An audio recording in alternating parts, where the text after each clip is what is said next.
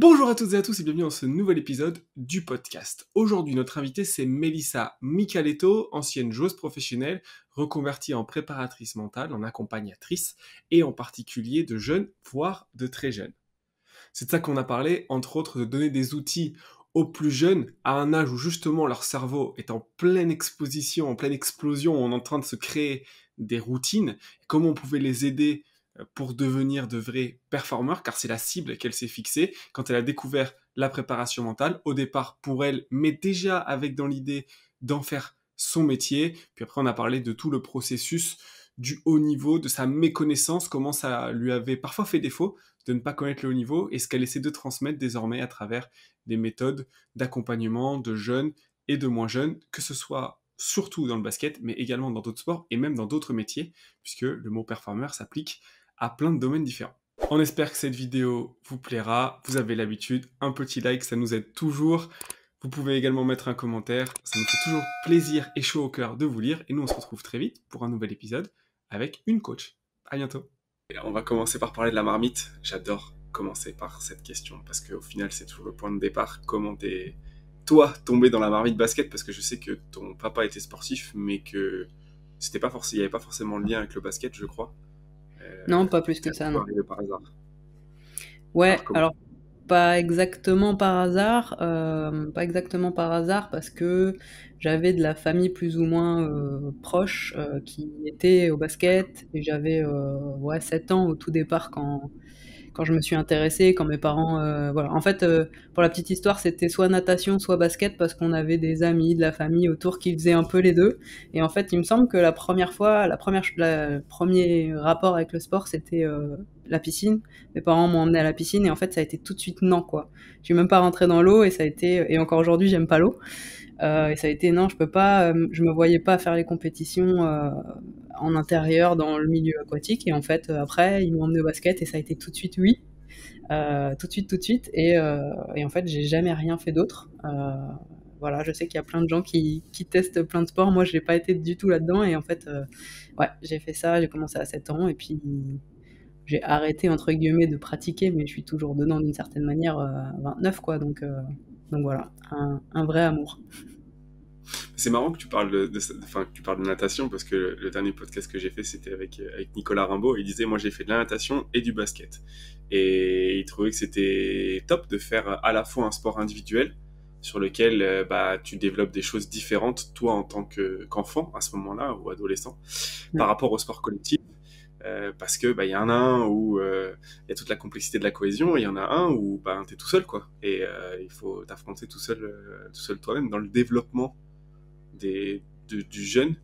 Parfois les synergies sont c'est intéressant aussi. Je sais pas si a posteriori, maintenant que tu as des connaissances et que tu as fait de la préparation mentale et que tu as travaillé sur la préparation physique et tout ça, Mm. tu, je sais pas, tu aurais préféré faire d'autres choses ou c'était trop bien de faire que du basket? Bah, en fait, c'est difficile à y répondre, mais c'est vrai qu'avec le recul, je me dis que oui, il y a vraiment, enfin, je le vois, il y a vraiment un intérêt à faire les deux. Aujourd'hui, je pense que je suis plus fervente défenseuse de ça, dans le sens où, bah ouais, jeune, en fait, il y a un intérêt à aller pratiquer plein de choses, ne serait-ce que pour la fraîcheur, la découverte, apprendre des skills différents de différents sports. Après, le basket a été mon sport principal. Alors, je mentirais si je dis que j'ai fait que ça. J'ai été une jeune fille très très sportive tout de suite. Donc, c'est-à-dire que le basket a été mon sport, celui que j'allais pratiquer en club. Mais au-delà de ça, après l'école, j'allais faire du foot dehors avec les copains, toujours avec les garçons. Je jonglais dans la cour de récré, tu vois. Enfin, j'avais toujours en fait euh, des activités sportives. Je suis très curieuse de nature, donc je pense qu'en fait ça, c'était mon premier élan d'aller toujours chercher. Alors beaucoup des sports de ballon, ça c'est clair, je suis attirée par le rond et toutes les tailles, on va dire, mais et c'est vrai, et le sport collectif. Donc en fait, si tu veux, c'est vraiment le sport qui était très présent, qui est très présent depuis toujours en fait. Et du coup, pourquoi tu jouais? Est-ce que tu sais pourquoi tu jouais quand tu étais petite? Qu'est-ce qui t'attirait en particulier chez le basket? Bah, le plaisir du jeu, quoi. Vraiment, moi, je suis encore aujourd'hui, je suis amoureuse du jeu, c'est-à-dire que même le jeu de la vie, tu vois, c'est pour moi, c'est un grand jeu. C'est fun, c'est amusant. Alors oui, bien sûr, des fois, ces moments sont pas fun à vivre, mais pour moi, c'est quand même un grand jeu et je pense que bah, dans le sport, c'est le meilleur terrain de jeu encore aujourd'hui pour éprouver ce plaisir, pour se dépasser, tu vois. Il y a aussi ce côté se connaître en fait. Moi, je faisais du sport aussi.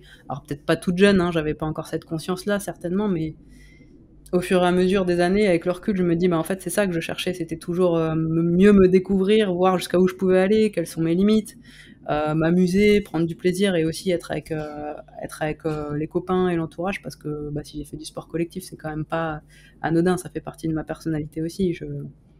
J'aime le sport collectif. Et du coup, forcément, dans la partie style, ce que tu mettais en valeur, c'était le collectif. J'imagine qu'il y a un côté aussi lié à l'empathie et à l'amour et à la relation avec les autres qui était super présente chez la petite Mélissa. Peut-être pas, tu vois. Ça, c'est venu avec l'âge. Quand j'étais plus jeune, j'étais beaucoup plus centrée sur moi. Beaucoup plus Ok. compétitrice. Voilà, moi, perdre, c'était pas la peine de m'en parler. J'étais capable petite et je me souviens, mes parents voilà, refusaient de jouer avec moi à des jeux de société parce que si je perdais, je faisais la gueule pendant 8 heures d'affilée, quoi. Donc c'était pas la peine. Et puis en fait, je pense que le sport a été aussi un fantastique outil pour. Encore une fois, tu vois, j'ai découvert ce côté, ok, je peux apprendre à perdre, on va pas que gagner et un peu tout ça. Et en fait, ça a été un grand chemin. Encore aujourd'hui, tu vois, bon, je fais de la course à pied, c'est différent, mais voilà, j'apprends encore des choses et encore des choses différentes. Et ouais, non, ça a beaucoup, beaucoup évolué. Du coup, ce côté compétiteur, il vient Mm. d'où? Tu sais? Euh, Bonne question. Mon papa est quand même assez compète. Je mentirais si je disais le contraire. C'est plutôt lui qui était moteur dans la famille de me pousser en ce sens et à aller vers la compète. Et voilà, il a toujours donné le meilleur finalement. Peut-être pas forcément être Ok. la meilleure, mais donner ce meilleur-là, quoi. En tout cas, c'est lui qui était au début quand j'étais jeune là-dedans. Et puis je pense que c'est quelque chose de naturel aussi chez moi. Si j'y étais, c'est pas non plus euh, voilà, c'est pas non plus anodin, mais je pense que c'est ce côté très dépassement de soi qui est là en fait dans le côté compétition. J'adore voir jusqu'à où je peux aller et où elles sont mes limites en fait. Ouais. C'est quand même surprenant la transition de, tu vois, jeune fille qui était entre guillemets centrée sur elle, et, tu vois, dans le bon sens du terme, dans le sens performance, compétition, etc. Et Mm. qui à terme bah, arrête la compétition pour aller aider les autres, qui devient meneuse de jeu déjà pour faire vivre les autres, et qui ensuite devient préparatrice mentale et accompagnatrice pour aider les autres. Ouais. C'est une évolution quoi, Bah logique pour après, toi? je pense que Qu'est-ce c'est qui un s'est peu. passé? Ouais, je pense que c'est un peu les deux. Je pense que c'est, tu vois, là je te dis, ok, plus jeune, plutôt centré sur moi, plutôt compète, plutôt. C'est vrai et pas parce que tu vois là le fait que tu me le renvoies aussi, je me dis oui c'est vrai, j'étais meneuse de jeu, j'étais très altruiste déjà très jeune. Voilà, j'étais connue entre guillemets pour faire des passes très vite, très loin. Enfin voilà, je sais qu'on m'a comparé très très jeune à un quarterback, tu vois, parce que j'étais capable, j'avais déjà de la force, j'étais capable de faire des passes que peu de jeunes filles étaient capables de faire à cet âge-là. Ouais. Et du coup, j'avais déjà cette vision de jeu et ce côté passeuse qui était très présent. Donc, c'est un peu des deux. Je pense qu'aujourd'hui, tu vois, avec le recul, si je dois me définir aujourd'hui, je pense que je suis cette compétitrice, mais je suis aussi cet altruiste qui a envie Ouais. d'utiliser les deux côtés et de bah, cette meneuse de jeu finalement aussi qui peut, tu vois, j'ai fini par être une meneuse de jeu plutôt orientée scoring, mais j'ai commencé très très dans la passe et très très introvertie et très très équipe. Et en fait, ben, je pense qu'aujourd'hui, c'est un peu ce mix des deux que je cultive et que je transmets aussi. C'est vrai, avec les jeunes aujourd'hui, voilà, je pense que dans le sport collectif, c'est vraiment ce mix très subtil de comment je fais pour prendre ma place dans un collectif et en même temps bah, pour réussir à rester dans le collectif et à me mettre au service du collectif. Quoi. C'est complètement différent. Cette notion elle est super intéressante. Alors déjà, c'est pas antinomique d'être altruiste et égoïste. Tu vois ce que je veux Ouais, dire? Dans le sens ouais, où, par exemple, quand tu fais des passes, ben oui, ok, tu fais pour faire partager les autres. Bien sûr, il y a cette notion-là, mais il y a aussi un côté satisfaisant de dire putain, j'ai réussi à faire la passe dans le bon timing où il faut, quand il faut, et de trouver sa confiance à soi et tu vois, de se carrément. satisfaire dans ce sens-là, quoi. Carrément, C'est pas carrément. antinomique, je pense. Et c'est pas antinomique, et en plus, tu l'as dit, et c'est un sujet que je trouve super intéressant dans un sport collectif, on a beau dire la cohésion, tout ça c'est super important, bla bla bla bla bla, au final on reste des individus, et trouver sa place dans un collectif, et forcément qu'il y a un côté égoïsme, et quand on dit égoïsme, en, attention, on n'utilise pas le mot égoïsme dans le sens négatif. Égoïsme, d'un point de vue étymologique, ça veut dire soi. Et donc forcément que nous, on est des humains, donc on est d'abord centré sur soi, c'est logique au final. Ouais, c'est ça. Moi, aujourd'hui, ce que je dis, c'est pas vraiment égoïste, mais c'est ce côté trouver l'affirmation de soi, finalement. C'est OK, comment je fais pour me placer au centre de mon projet et c'est que et en fait ça c'est un vrai apprentissage à faire et que j'ai fait hein, moi aussi, que j'ai dû faire et que je continue de faire et de veiller à ça, c'est vraiment comment je fais pour me placer au centre du projet et que derrière ça puisse rayonner et c'est là en fait où tu fais la vraie différence parce que bah t'es toi au centre d'un projet et il y a que comme ça qu'en fait tu viens enrichir le collectif sinon, en fait, si tu mets pas vraiment ta pierre à l'édifice, bah, on sait pas qui tu es et les autres autour de toi ne peuvent pas non plus se positionner puisque, bah, en fait, tu qui? C'est ça la question. Hmm. Être au centre d'un, créer son propre projet, être acteur de son propre projet, c'est des termes qui me parlent beaucoup parce que c'est un truc sur lequel je suis en train de travailler et au final, quand tu y réfléchis, même d'un point de vue études, quand tu es à l'école, tu es au cœur de ton projet, qui est ton projet de développement de qui tu vas être, mais dans lequel il faut que tu apportes ta pierre à l'édifice dans la classe, avec les interactions avec les autres, etc.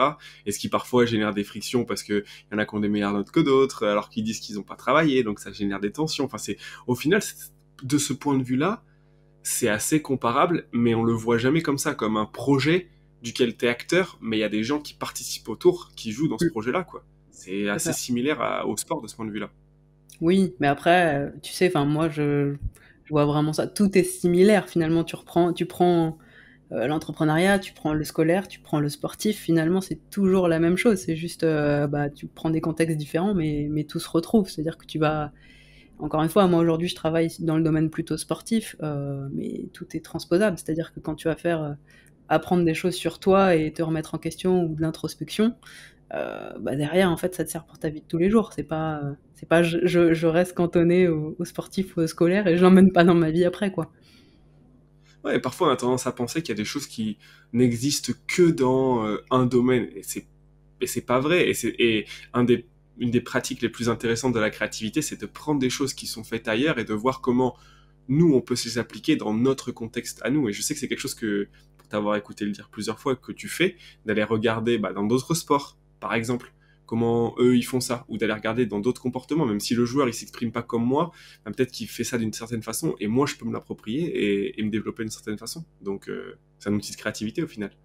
Ouais, tout à fait, tout à fait. Mais moi aussi, je t'ai entendu le dire plusieurs fois, de ouais, comment on apprend dans la créativité. Effectivement, on apprend pas en copiant, c'est vrai, ou en faisant des erreurs. Je t'ai entendu dire ça et j'ai trouvé ça très intéressant.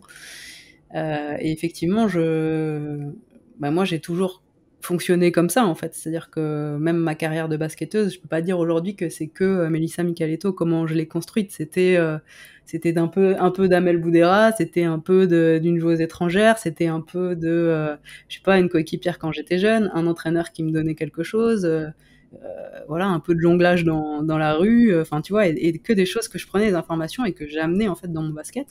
Et aujourd'hui, je pense que mon métier, c'est un peu pareil, et c'est aussi pour ça, effectivement, que j'invite les jeunes avec qui je travaille ou les moins jeunes à pas prendre pour argent comptant ce que je raconte. C'est-à-dire que oui, d'accord, je vais peut-être te conseiller ou te donner des choses ou te coacher sur certaines choses, mais ça reste toi au centre de ton projet. Et moi, enfin, je saurais jamais mieux que la personne que j'ai en face de moi ce qu'elle a besoin, quoi. Donc, ouais. Toi qui étais au centre de ton projet, quand est-ce que tu as su que ce que tu avais besoin, c'était de faire du basket et même potentiellement d'en vivre? Ça a été assez tardif parce que c'était vraiment, je te dis, quand j'ai commencé, c'était le plaisir de jouer, donc jusqu'à 15 ans, je me souviens avoir eu des propositions, tu vois, intéressantes, et avec le recul, je me dis: «Ah OK, en fait, bon, j'avais pas toute la connaissance du milieu du haut niveau et du sport de haut niveau, et ce que ça implique, et du basket de haut niveau, comment ça fonctionne et tout ça. Donc c'est aussi un peu pour ça que je fais ce que je fais aujourd'hui, pour donner ces informations que j'avais pas, on va dire. Mais et du coup, bah, il a fallu tout ce temps de comprendre, ah ok, si je veux aller vers le haut niveau, bah va falloir me mettre dans des structures adaptées, va falloir bah, taper peut-être des portes plus intéressantes entre guillemets pour moi, mais j'étais pas du tout je fais partie de ces joueuses qui étaient talentueuses jeunes, en fait, on va dire ça comme ça, et qui avaient pas trop conscience de ça, qui connaissaient pas grand-chose, et du coup, je pense que j'ai un peu perdu de temps à ce moment-là, et voilà, et du coup, c'est aux alentours de 15 ans où j'ai commencé vraiment à bon, et je pense bien aidé de mon papa qui m'a gentiment mis en face des choses aussi. Bon, bah, tu veux aller dans ce sens-là, maintenant il va peut-être falloir enclencher la seconde et aller dans un centre de formation. Parce que moi, en fait, pour la petite histoire, j'étais, donc je suis alsacienne d'origine, et on était la génération 90 féminine à être un des derniers pôles à se créer en France. Et du coup, j'ai pas fait de pôle en fait. C'était l'année d'après ou l'année encore après. Donc il y a eu Alison Verneret, il me semble, l'année d'après, qui a intégré le pôle. Et c'était la première année de création en fait. Donc moi, ça n'existait même pas encore. Alors je sais que c'est assez fou maintenant de dire ça comme ça, mais ça n'existait pas quoi, le pôle espoir, où il y a eu des années de un peu complications parce que bah, le conseiller régional était, enfin, en gros, il y a eu un poste vacant pendant quelques années à cette place-là, et ça a été un peu compliqué sur mon année. Du coup, ce qui fait que je suis rentrée finalement dans le processus haut niveau, on va dire, qu'à partir de 15 ans, et c'est là où j'ai commencé à me poser vraiment des questions et à voir ce que c'était qu'être joueuse professionnelle. Donc là, j'ai côtoyé Hervé Coudray, que tu as reçu, Emmanuel Queré, voilà, des gens bah, reconnus dans le milieu et qui savent de quoi ils parlent. Et c'est à ces contacts-là que j'ai commencé à me dire, ah ok, c'est ça le haut niveau, va falloir que je me mette moi déjà au niveau, et puis que je me demande si j'ai envie d'aller vers là en fait. Quand tu dis que tu étais talentueuse mais que tu as perdu du temps, c'est parce que tu as perdu du temps dans le développement personnel de tes capacités techniques et tu vois, de basket, Mhm. ou là-haut dans la mise en place du projet en te disant putain, en fait, il faut que je me mette à fond parce que je peux le faire. Ouais, en fait, non, quand je dis que j'ai perdu du temps, c'est surtout dans les choix, tu vois. Je pense qu'aujourd'hui, ce que je transmets et ce que j'enseigne aussi, et j'ai un rôle aussi avec les parents, c'est comprendre en fait déjà le milieu dans lequel tu évolues, et des choix des fois pour les meilleurs jeunes, c'est à 11, 12, 13 ans. Il y a déjà des choix super importants à cet âge-là, et si tu les connais pas, si tu le sais pas, et bah quelque part tu perds du temps parce que voilà, je vais donner une anecdote que j'ai jamais racontée, mais le papa d'Alison Verneret, si tu veux, qui est quand même bien connu, Jacques Verneret dans le milieu, m'avait proposé il me semble que j'avais 13 ans, alors j'espère que ma mémoire fera pas défaut parce que j'ai pas toujours bonne mémoire, mais à 13 ans de travailler sur l'axe 1-5 avec sa fille, donc Alison, qui elle est partie aux États-Unis après. Et tu vois, j'avais pas conscience de à quel point ça pouvait être intéressant, donc il avait même proposé, je crois, à mes parents de venir s'entraîner chez eux et qui nous entraînent de manière quasi individualisée tous les jours, quoi. Donc si tu veux, c'est une opportunité que j'ai eue dont j'avais pas trop conscience. Moi, j'étais dans mon petit collège à cet âge-là, enfin voilà, ouais, ça devait être 12-13 ans, à me dire, ok, bah non, en fait, je suis bien avec mes copines là où je suis bien dans mon club formateur de la SIG là où j'étais, ce qui était vrai, hein, j'étais bien, mais tu vois, c'était à refaire. Je me dis, tiens, je serais curieuse quand même de voir ce que ça aurait pu donner si j'avais commencé plus tôt. Et alors peut-être que c'était pas fait pour moi, hein, peut-être que j'étais pas prête, mais avec le recul, ouais, j'ai cette petite curiosité qui reste de me dire, ah tiens, et si j'avais dit oui, et si, qu'est-ce qui se serait passé, tu vois. Mais c'est très noble quand même parce que tu as pris un. Enfin, moi je trouve ça beau quand même de faire un choix pour. Non, mais en fait, je suis heureuse là comme je suis. Et aller faire ça, ça va demander des sacrifices. Et là, en ce moment, je juste pas envie de les faire. Ce qui est bien aussi, hein. C'est ça. Ce qui est Mais bien, bon, a posteriori, quand tu sais, bon, tu te dis, ah, quand c'est ça. même. C'est ça. Ce qui est bien, c'est ça, c'est que c'est bien à partir du moment où tu es en accord avec tes objectifs. Je pense que ça aussi, c'est quelque chose que je travaille avec les jeunes. C'est aussi apprendre à se fixer des objectifs et savoir où on va finalement. Parce que si on rentre dans la filière du haut niveau, quelque part, c'est qu'il y a aussi au bout d'un moment une envie, des objectifs au bout et tout ça. Et si on corrèle pas nos actions avec l'objectif au bout, et qu'on se pose pas les bonnes questions au bon moment, bah, c'est là où on peut possiblement créer des regrets. Alors je dis pas que j'en ai, voilà, j'ai des curiosités par rapport à des choix si je les avais fait différemment, mais c'est vrai que voilà, c'est des choses aujourd'hui où je suis vigilante. T'en as d'autres des curiosités comme ça? Des trucs où tu te dis, ah, si. Euh, Bonne question. Non, voilà, j'ai des interrogations. Ouais, je pense qu'à 15 ans aussi, tu vois, enfin voilà, quand je te dis que j'étais talentueuse jeune, je m'en rendais pas forcément compte. Je pense que voilà, maintenant avec le recul, je m'en rends compte. C'était vrai. J'en avais pas forcément conscience, mais c'était vrai parce que ça a été le cas marqué à plusieurs endroits de ma carrière. Donc quand je suis arrivée à Mondeville, pour la petite anecdote aussi, donc c'est Hervé Coudray qui était en place sur l'équipe première, qui jouait à cette époque-là en Euroleague, donc c'était le grand Mondeville, on va dire. Et en fait, j'ai débarqué à 15 ans et lui, direct, a vu un potentiel chez moi et il a dit tout de suite à mes parents, ok, je la prends, elle sera intégrée au groupe pro à 15 ans. J'ai fait mes premiers matchs derrière, d'ailleurs c'était assez symbolique, à Strasbourg, j'ai mis mes premiers points, il me semble, contre Amel d'ailleurs, Amel Boudera, que je connais bien. Et voilà, et en fait, tu vois, bah, c'est un peu tout ça où je me dis, ah tiens, si j'avais eu conscience bah, de ce que ça signifiait, et voilà, à 15 ans, en fait, tout le monde n'a pas cette possibilité, tout le monde n'a pas. Enfin voilà, on donne pas sa chance à tout le monde à cet âge-là, en fait, et moi, j'en avais pas conscience, en fait, de ce que ça représentait et que c'était finalement assez tôt dans ma carrière. Qu'est-ce que tu penses qui aurait été différent si tu t'en étais rendu compte? Eh ben, j'aurais pu mettre plus d'action, je pense, en marche, c'est-à-dire voilà, être moins dans le rêve et plus dans le process, quoi. Je le vois derrière toi, mais c'est ça en fait, plus construire les choses, tu vois. C'est vraiment ça, c'est comprendre que bah ouais, ok, il y a des moments où il y a de la chance dans la vie, c'est vrai, ça fait partie du processus, mais tout le reste du temps, c'est ce qu'on voit pas, c'est l'invisible, c'est le travail, c'est le travail acharné, c'est les étapes que tu suis et finalement les résultats ils arrivent en bout de course. Alors là, moi ils sont arrivés très très tôt et finalement c'était une chance et une malchance, tu vois, dans le sens où j'ai pas tout de suite pris la mesure tout de suite de ce que ça pouvait impliquer et du travail qu'il y avait à fournir derrière. Ça, c'est un truc qui est super important parce que quand on a des petits jeunes, et ça, je sais qu'il y a des entraîneurs de jeunes qui nous écoutent et je pense que ça, c'est super important. Quand on a des jeunes talentueux, parfois on a tendance à leur donner beaucoup de responsabilités, à pas forcément les faire se développer, tu vois, en termes d'habileté, parce qu'en fait, ils sont tellement talentueux qu'ils passent tout seuls dans la défense, et ils n'ont pas besoin de travailler et d'aller chercher plus loin. Et parfois, c'est Thierry Henry qui parle le mieux de ça, c'est ben, parfois il faut donner des contraintes en fait. Lui il disait il était tellement talentueux qu'il n'avait pas le droit de dribbler. Il fallait qu'il réussisse à marquer en faisant des passes et tout ça parce que justement il était trop talentueux. Et il a, grâce à un entraîneur qui a vu ça, il a réussi à se développer en termes d'habileté, tu vois, un petit peu mieux, un petit peu différemment. Et on n'en a pas confiance en fait quand on est jeune, on se rend pas compte si on est talentueux ou pas.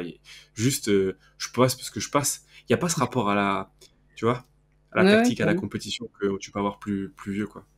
ouais, tout à fait. Et ça, c'est vrai que c'est un point aussi pour moi qui est important quand je transmets des choses. Et voilà, c'est aussi comprendre que c'est dans la difficulté qu'on progresse le plus. Et ça, c'est Ouais. aussi tout un cheminement. On s'en rend pas forcément compte, mais sur le coup, c'est un peu chiant.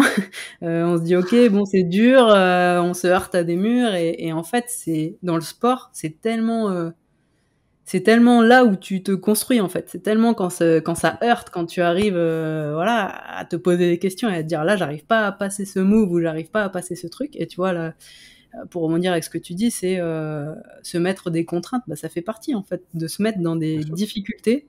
Et à l'entraînement, moi je le répète toujours, mais à l'entraînement, c'est le parfait moment pour se mettre vraiment dans la difficulté. Alors l'entraînement, c'est fait pour s'entraîner, le match, c'est fait pour performer.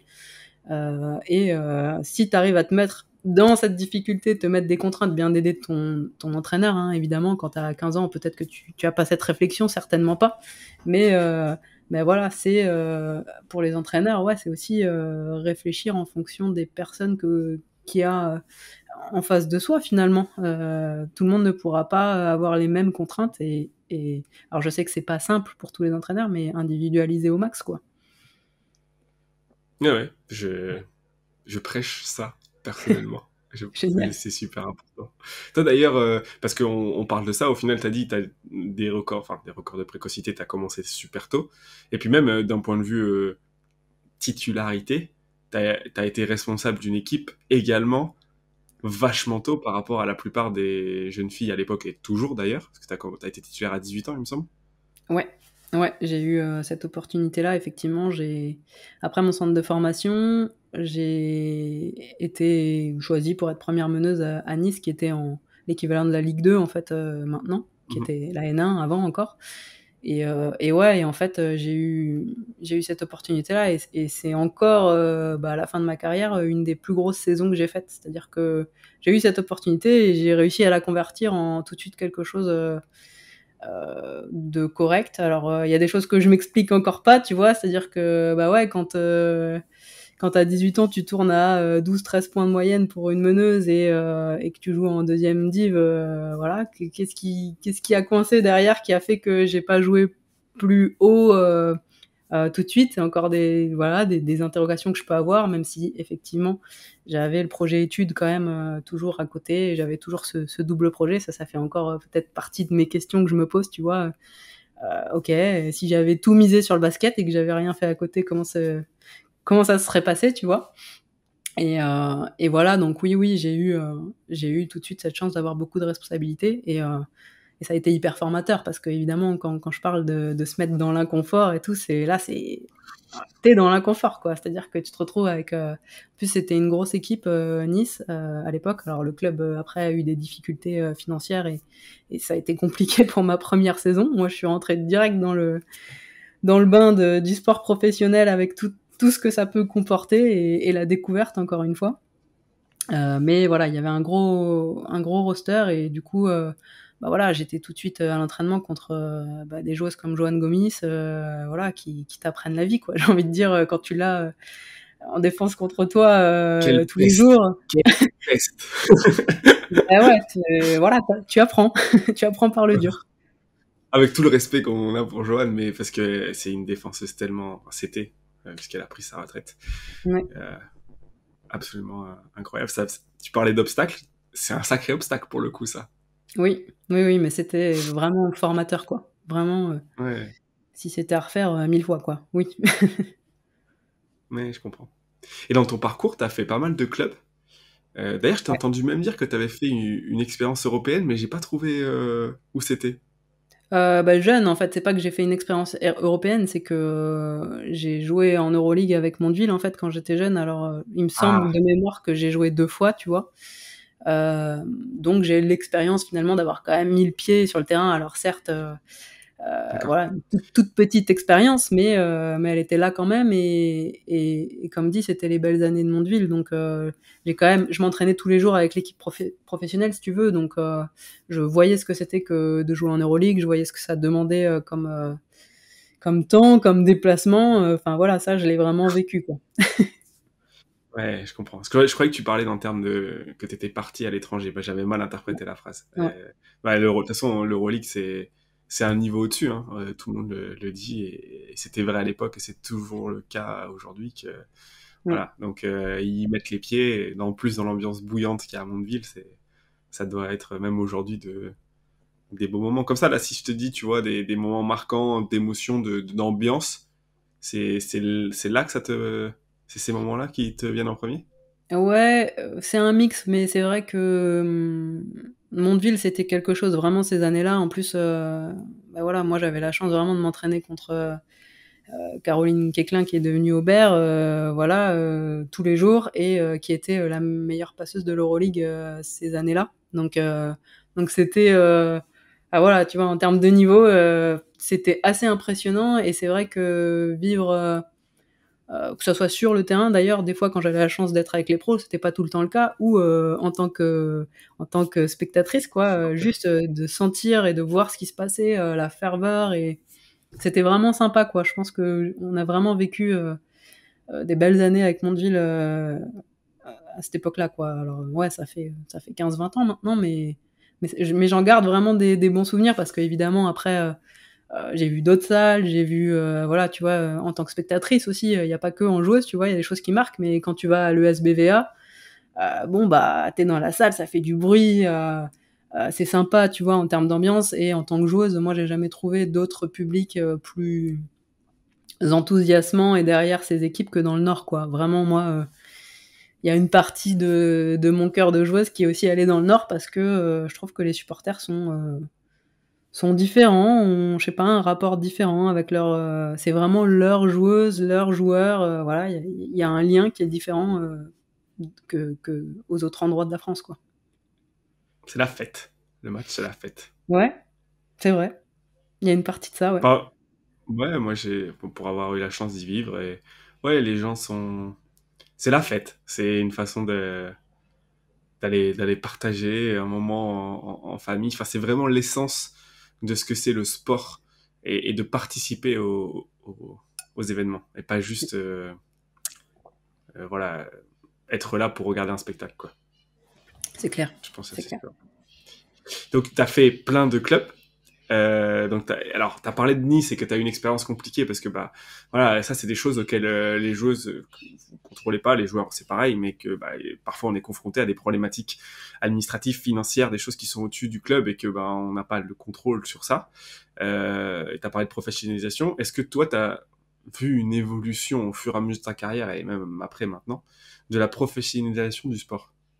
Ah oui, bah oui, c'est clair, c'est une évidence, aujourd'hui, ce qui est le basket, je parlais plus du basket féminin parce que c'est plus là où c'est plus ce que je connais encore quand même aujourd'hui, même si je suis en train d'ouvrir petit à petit aussi le côté masculin et d'apprendre beaucoup de choses de ce côté-là aussi, mais rien que dans le basket féminin, c'est hallucinant, quoi. Il y a 20 ans encore, et je regardais, il y a un mois ou 2 encore, bah, l'évolution et la création du championnat LFB, et finalement tu te dis mais c'est super jeune en fait, ça a 25 ans, c'est encore un bébé, quoi. Enfin, c'est encore un truc Mmh. super jeune, et du coup, oui, aujourd'hui, on le voit, que ça soit en France, mais on le voit aussi avec nos joueuses françaises qui vont de plus en plus à l'étranger. Avant, une joueuse française qui allait en WNBA, j'ai pas le souvenir d'en avoir vu beaucoup, et même quand il y en avait, bah, fallait chercher, gratter pour savoir qui c'était et où est-ce qu'elle avait été, et voilà. Alors qu'aujourd'hui, bon, ben, c'est quand même beaucoup plus courant. Je pense que les jeunes filles, elles peuvent beaucoup plus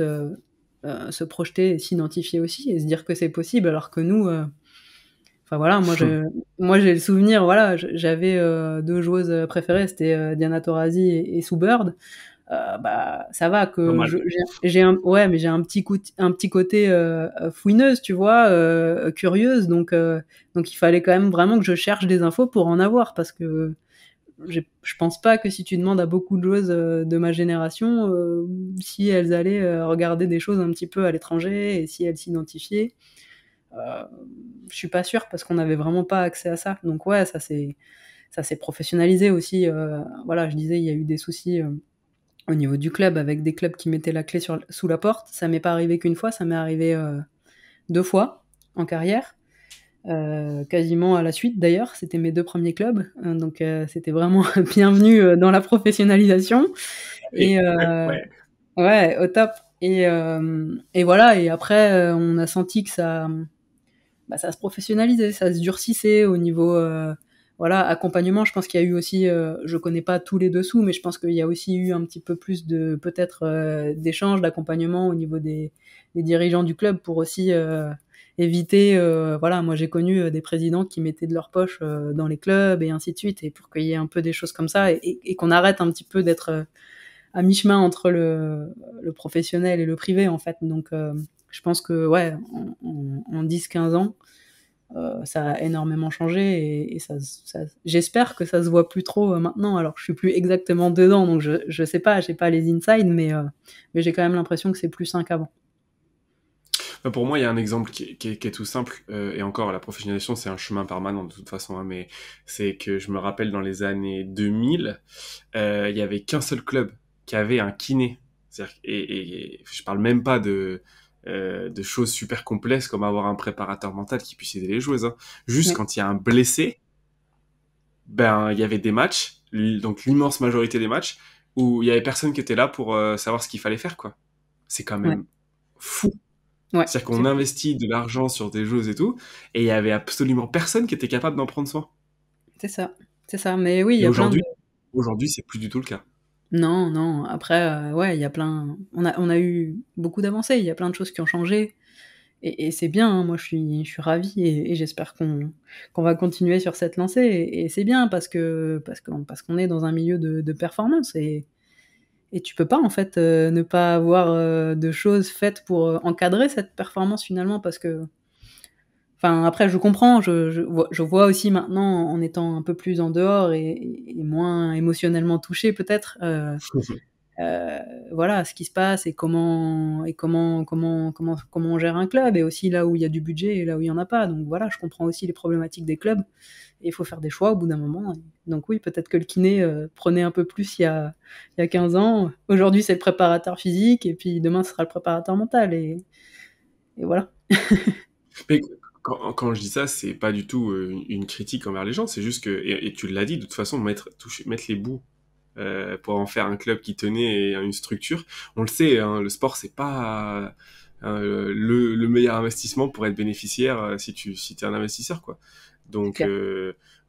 voilà, il faut des choses et en fait, il faut que le sport il grossisse, c'est parce que c'est lié avec les sponsors, avec le fait que les gens mettent de l'argent, etc. Et aujourd'hui, autant en garçon, on n'a pas le meilleur championnat du monde, enfin en tout cas d'Europe, autant chez les filles, même si ça va peut-être changer, pour l'instant, il n'y a pas débat, c'est le championnat français qui est le meilleur. Donc Mmh. c'est un truc dont on peut être fier Non, dans le c'est clair. basket féminin. C'est clair, mais c'est vrai que c'est un truc qui est méconnu finalement. Enfin, on s'en Ouais. rend pas tant compte que ça finalement. Ouais, quand tu dis: «Mais ouais, mais en fait, on est bon en fait. Les filles sont bien en fait», et bah, ouais, en fait, pour l'instant, on s'en rend pas trop compte. On n'est pas trop fiers de ça. Peu, un peu à mon sens peut-être. Ouais, ouais, je comprends. Je comprends. Bon, enfin, ça, on va en parler parce que c'est aussi dans ton processus d'après-carrière. Bah, d'ailleurs, tant qu'on parle d'après-carrière, on va forcément parler. Parce que tu as dit tout à l'heure, j'ai commencé à préparer mes études. Ça, c'est le côté cartésien de quelqu'un qui, voilà, tu disais, peut-être s'investit pas à fond parce que, bah, il y a toujours le côté, mais j'ai peut-être pas en vivre aussi. Peut-être que c'était une de tes questions à ce moment-là, j'imagine. Et du Ouais, coup, tu t'es dit, bah, il va falloir faire des études.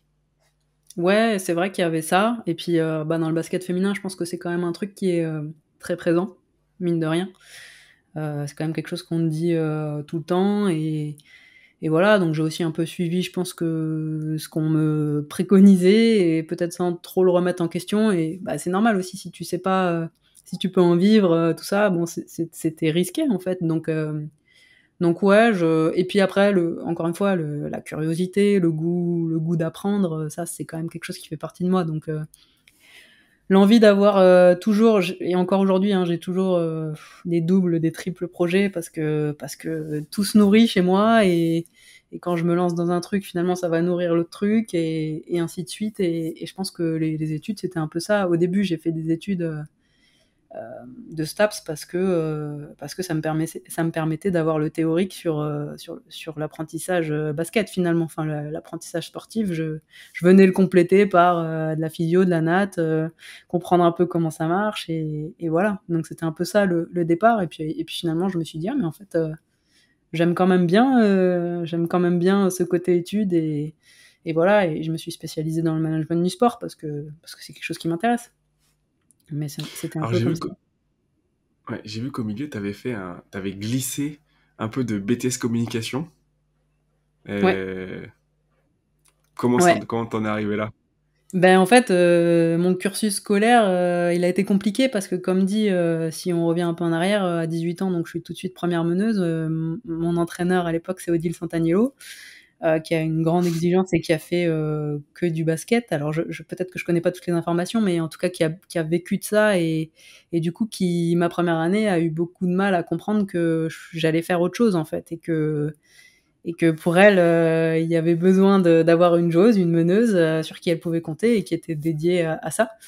Et du coup, ça a été, ça aussi, tu vois? Ça a été un apprentissage de comprendre, OK, dans quel milieu je vais et les études selon les entraîneurs sont pas toujours, bien toléré ou bien accepté ou voilà. Alors aujourd'hui, peut-être que c'est plus le cas, encore une fois, voilà et du coup, je me suis heurtée un peu à ça donc ma première année à Nice, c'est aussi comprendre, OK, donc tu t'entraînes, 14 heures par semaine, il faut que tu sois, de telle heure à telle heure à l'entraînement, puis tu as des cours qui se chevauchent, il faut aller à la fac et la fac, tu es en scooter et la fac elle est à 25 kilomètres parce que Nice c'est énorme. Voilà, donc au bout d'un moment de te dire aussi: «Ah OK, je vais peut-être pas y arriver en fait à tout faire». Puis avoir des déplacements où tu pars le vendredi, où tu rates les cours machin. Enfin, je pense que c'est le quotidien de beaucoup de joueurs encore, même si aujourd'hui, il y a quand même le distanciel qui est venu se glisser et ça aide bien, je pense. Donc en fait, ma première année de STAPS, je l'ai lâchée à contre-cœur parce que j'avais envie de faire ça, mais c'était juste pas jouable. Et du coup, la deuxième année, j'ai eu une autre réflexion, c'est-à-dire que je voulais faire STAPS, mais je me suis dit: «OK». En plus, je suis allée ma deuxième année professionnelle, je suis allée en ligue, donc je montais encore d'un niveau, donc encore un peu plus d'exigence et de déplacement. Et là, je me suis dit: «Bon, bah, en fait, pour pas me réheurter à la même chose, je vais réfléchir différemment et je vais me dire comment je fais». Et à l'époque, le seul truc qui faisait vraiment les cours à distance, c'était le CNED. Donc j'ai regardé, OK, comment est-ce que je vais faire? Donc je me suis inscrite au CNED et je me suis dit: «Tiens, la communication, ça m'intéresse, il y a des choses qui m'intéressent, on pouvait pas faire STAPS par le CNED, donc j'ai choisi ça un peu par défaut et puis finalement j'ai réussi à avoir mon année et à la fin de l'année, je me souviens avoir discuté avec mes parents en leur disant: «Bon bah, vous inquiétez pas, je vais encore rechanger, mais là je vais aller au bout». Et du coup j'ai rechangé de club une troisième fois du coup pour ma troisième année et j'arrive à Reims et là en fait, je commence à faire des choix, qui me permettent de faire et basket et études et ça devient un critère. C'est-à-dire que quand je sélectionne des clubs, je dis à mon agent: «Bon bah, en fait, je vais aller dans des clubs qui ont un STAPS à côté où c'est faisable et voilà». Et du coup là, je décide de mois à mois de finir le cursus. Donc je me dis: «OK, les 3 prochaines années, je vais faire STAPS» et Ouais. voilà et je m'y suis tenue. Et du coup, t'as eu ton petit diplôme à la fin.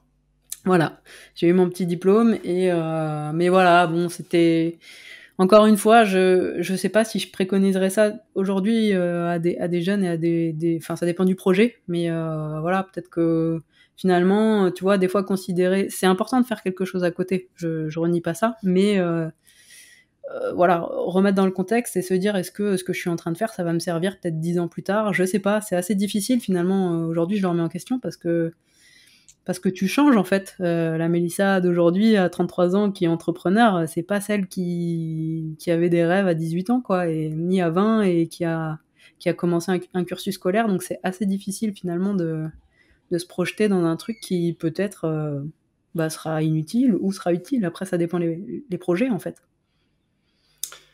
Ça me fait penser à dans ma deuxième vie d'ingénieur où Mmh. j'ai connu quelqu'un qui a fait presque 5 ans pour devenir ingénieur.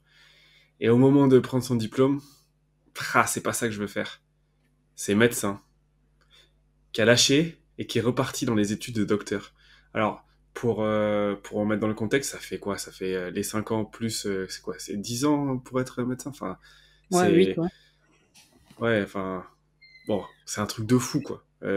Après avoir fait autant d'années d'études, et il y a plein de gens qui lui ont dit, mais pourquoi faire, en fait? T'as déjà tout fait pour ingénieur, tu vas perdre tout ce que t'as fait. Et ils me disent non, non, non, non. Moi, j'ai appris plein de choses. C'est pas des connaissances qui sont perdues. Ça m'a aidé à me construire et ça m'a amené à me rendre compte que c'est pas ça que je voulais. Et je suis sûr qu'il y a plein de trucs que je vais pouvoir appliquer dans ma vie d'après, quoi. Et donc, je suis pas sûr qu'on perde les choses, même si on change. Je pense que justement, ce qu'on étudie, ça nous aide à dévier la trajectoire vers ce qu'on a vraiment envie de faire et ce qu'on veut vraiment faire. Parce qu'au Mmh. final, toi, aujourd'hui, je suis sûr que indirectement, et tu t'en rends même pas compte, il y a des choses que tu as appris au STAPS que tu réutilises, Ouais, bien sûr, non? bien sûr, bien sûr. Après, c'est juste le parallèle, je disais ça par rapport à ma carrière de basketteuse, tu vois? Oui, oui, non, non, mais je comprends le fond. Au bout d'un moment, juste peut-être reconsidérer, est-ce que, si tu as des capacités au basket, bon, ben, c'est pas parce que tu vas faire 3-4 ans dédiés au basket que tu vas pas pouvoir refaire d'études après, tu vois? Ou il y a peut-être quelque chose où je trouve qu'on est un peu dans le basket féminin, peut-être aujourd'hui, trop trop à dire aux jeunes filles, ouais, faites des études, faites des études, faites des études. Ben ouais, mais aujourd'hui le basket c'est un vrai métier, donc il y a peut-être aussi quelque chose à reconsidérer. Et oui, après, oui, il y a le risque de blessure, oui, il y a ci, il y a ça, mais finalement c'est une école de la vie aussi le basket, donc je disais juste que je suis peut-être aujourd'hui plus tout à fait d'accord à ce truc aussi peut-être rigide de ok, faire du basket, il faut faire des études. Ouais, je comprends. Mais ça, moi, je pense en tout cas que ça peut rendre, enfin, pour en avoir discuté avec plein de personnes, ça peut rendre fou aussi, hein, de faire que du basket. Donc, Oui, toi, les études, ça a été ta façon à toi de garder cet équilibre, en fait, ouais, indirectement. Donc, c'est ça. et puis c'est toujours plus facile a posteriori après de se dire, ah, j'aurais dû faire comme ça, ou peut-être que, bah, au final, à ce moment-là, c'était ce qui t'équilibre, apportait ton équilibre, C'est vrai. et c'était très bien, Ouais, quelque c'est vrai. part. Et puis ça t'a dirigé vers alors je sais pas si c'est que ça ou mais vers je crois que c'est vers 26-27 ans où t'as croisé la route d'un préparateur mental pour travailler sur toi, où t'as dit bon les études tout ça c'est bien mais maintenant je vais investir sur moi-même. Et puis au final t'en as fait indirectement ton métier par rapport à ce que t'as découvert et tout ça. Est-ce Ouais. que tu peux juste nous parler un peu de qu'est-ce qui a déclenché ce truc-là vers cette personne-là?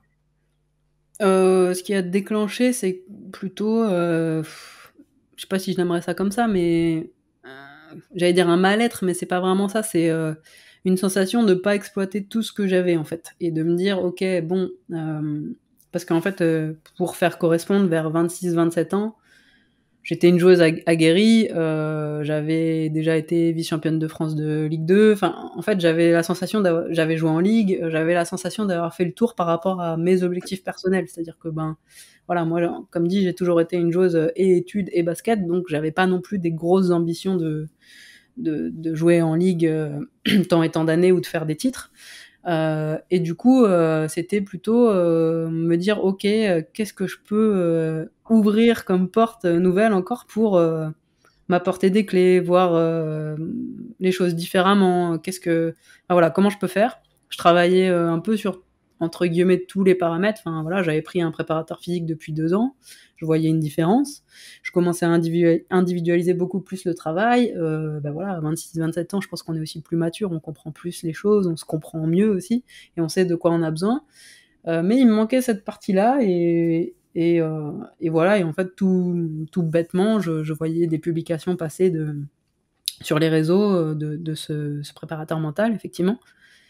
Et en fait, je me suis dit, allez, on teste, et je vais voir ce qui se passe. Je pousse la porte et puis on verra bien. Et en fait, par contre, j'y ai été quand même, je me souviens, dans l'entretien initial, lui avoir dit, bah écoute, j'ai envie de travailler sur ma prépa mentale, mais par contre, il y aura un double objectif, c'est que je pense que ça peut être un métier qui peut m'intéresser, et en gros, je vais travailler sur moi et voir si c'est quelque chose qui peut me plaire et qui peut amorcer ma reconversion. Et ça a été le cas, évidemment.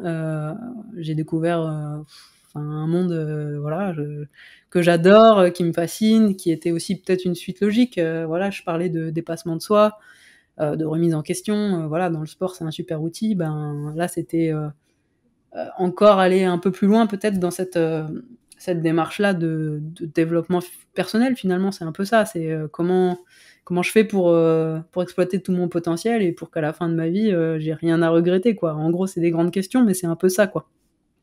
Ouais. Et du coup, là, c'était à travers le sport, mais c'est vrai que j'ai découvert ce goût, finalement, que je connaissais peu de moi encore, de vouloir toujours gratter un peu plus. Ok, si je continue à travailler sur moi, qu'est-ce qui se passe, et finalement, bah, tu vois, j'ai toujours pas refermé la porte, j'en ai fait un métier.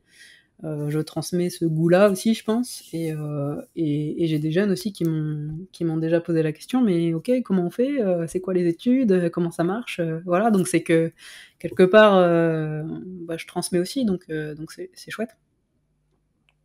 C'est fou que ça te titillait avant même d'y aller et que t'aies déjà eu cette vision de dire je pourrais devenir ça.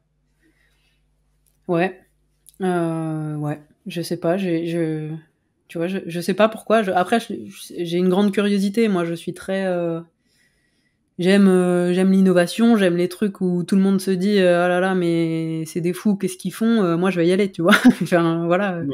là où tous les gens auraient peut-être un peu, voilà, les freins ou se dire: «Ah, ils sont complètement fous et c'est complètement innovant», moi, c'est là où ça attise ma curiosité, donc ça m'étonne pas trop. Mais de là à... Parce que moi, il y a plein de choses qui m'attirent aussi et je suis curieux. Mais je me dis pas, tu vois, je vais en faire mon métier. C'est quand même super spécifique, quoi.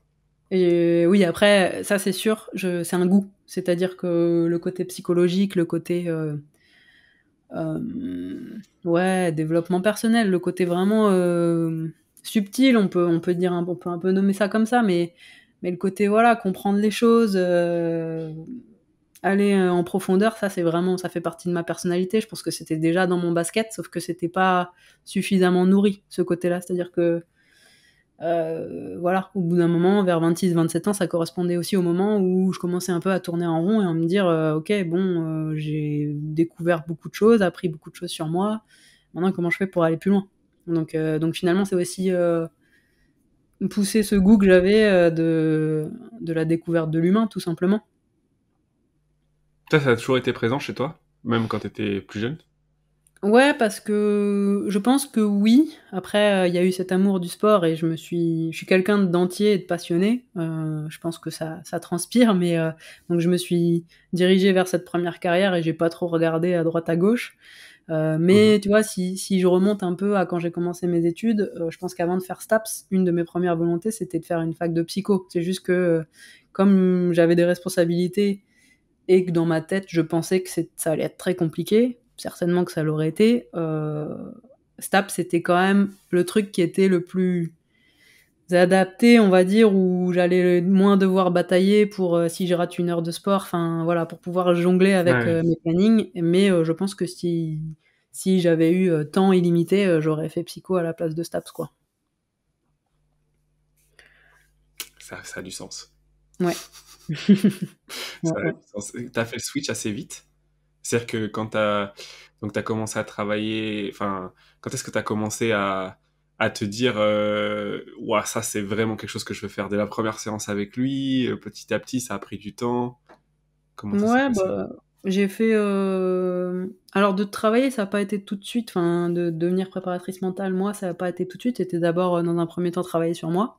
Puis de toute façon, c'est lié, on se rend vite compte que oui, d'accord, être préparateur mental, c'est bien, mais si tu bosses pas sur toi, ça va être très compliqué de transmettre quoi que ce soit et d'être juste dans ta posture. Donc c'est vraiment lié, mais le basculement, il a été plus tard. Ça a été d'abord de travailler vraiment sur moi. Je dirais que j'ai fait, une dizaine, une quinzaine de séances avec lui. Hem, donc voilà, d'apprivoiser ça un petit peu, de découvrir aussi parce que c'est un monde, hein, quand on pousse cette porte-là, il y a ouais, c'était un préparateur mental, mais il y a 1 million de façons de travailler différemment avec des techniques différentes et voilà, donc ça a été aussi, s'autoriser à explorer, plusieurs champs, on va dire, plusieurs, praticiens aussi et découvrir tout ça et puis, le ramener à ma pratique toujours du basket. Ça a été toujours, dans ce but-là et puis, bah, doucement j'ai continué à jouer et doucement, vers, 29 ans, je suis redescendue de niveau donc j'ai fait, ma dernière saison en National 1 et là j'ai commencé en fait j'ai fait mon école de coaching, donc j'ai fait une école de coaching, à Paris et en même temps en pleine saison quoi, donc c'est-à-dire que je faisais les allers-retours, sur ma dernière saison avant que je raccroche les baskets. Donc tu vois, il s'est passé 2 ans avant que vraiment je bascule moi à vouloir exercer ça et à me former en conséquence. Ouais, ça s'est fait progressivement. Mmh. Tu... Aujourd'hui, tu te fais toujours coacher? Oui, oui parce que, alors pas toujours, en continu, c'est-à-dire que ce que j'observe aussi c'est, oui se faire coacher c'est quand même nécessaire et ça permet de voir des choses qu'on voit pas seul, voilà et c'est quelque part c'est une forme d'hygiène aussi on va dire, mais par contre aujourd'hui ce que j'expérimente c'est, pas toujours en continu. C'est-à-dire que, bah, il y a des périodes où j'ai envie et j'ai besoin d'avoir quelqu'un qui m'aide et il y a des périodes où j'ai besoin de moi d'aller explorer mes choses toute seule et de voir ce que je peux produire, moi de mon côté et puis quand je sens que, bah, justement peut-être je plafonne, bah, là faire appel à quelqu'un et selon aussi, j'apprends à faire appel, à des gens selon les besoins aussi, parce qu'on n'a pas toujours besoin de la même chose. Et voilà, et quand là aujourd'hui je suis entrepreneur, bon bah il y a tellement de domaines que bah tu peux aussi te faire coacher sur plein de domaines, et que ça soit dans l'entrepreneuriat ou dans le domaine plutôt introspectif, ou plutôt de l'ordre de la guérison de certaines choses. Voilà, il y a différents types de coaching, donc oui. Et puis c'est, de toute manière, moi je suis passionnée d'apprendre sur moi, donc c'est quelque chose que je garderai toujours. T'as dit qu'il y avait plein de façons de faire et plein de techniques, entre guillemets. Est-ce que tu considères que là, toi, t'as trouvé ta voie et la façon de faire, ou t'es encore en train de creuser? Est-ce qu'on trouve vraiment sa Euh, voie, d'ailleurs? ouais.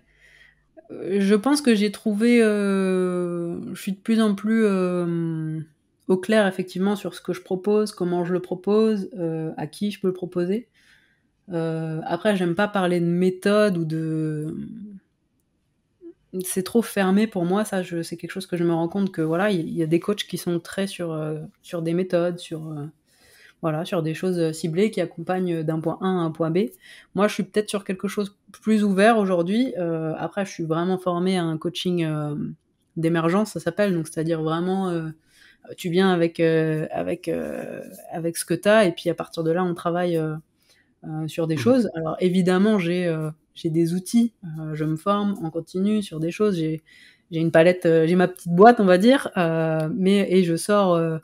c'est toujours pareil, quoi. C'est un peu comme dans l'entraînement sportif. Je sors mon outil en fonction du besoin en face, et je fais pas quelque chose de décorrélé non plus de ce qu'on m'amène, en fait.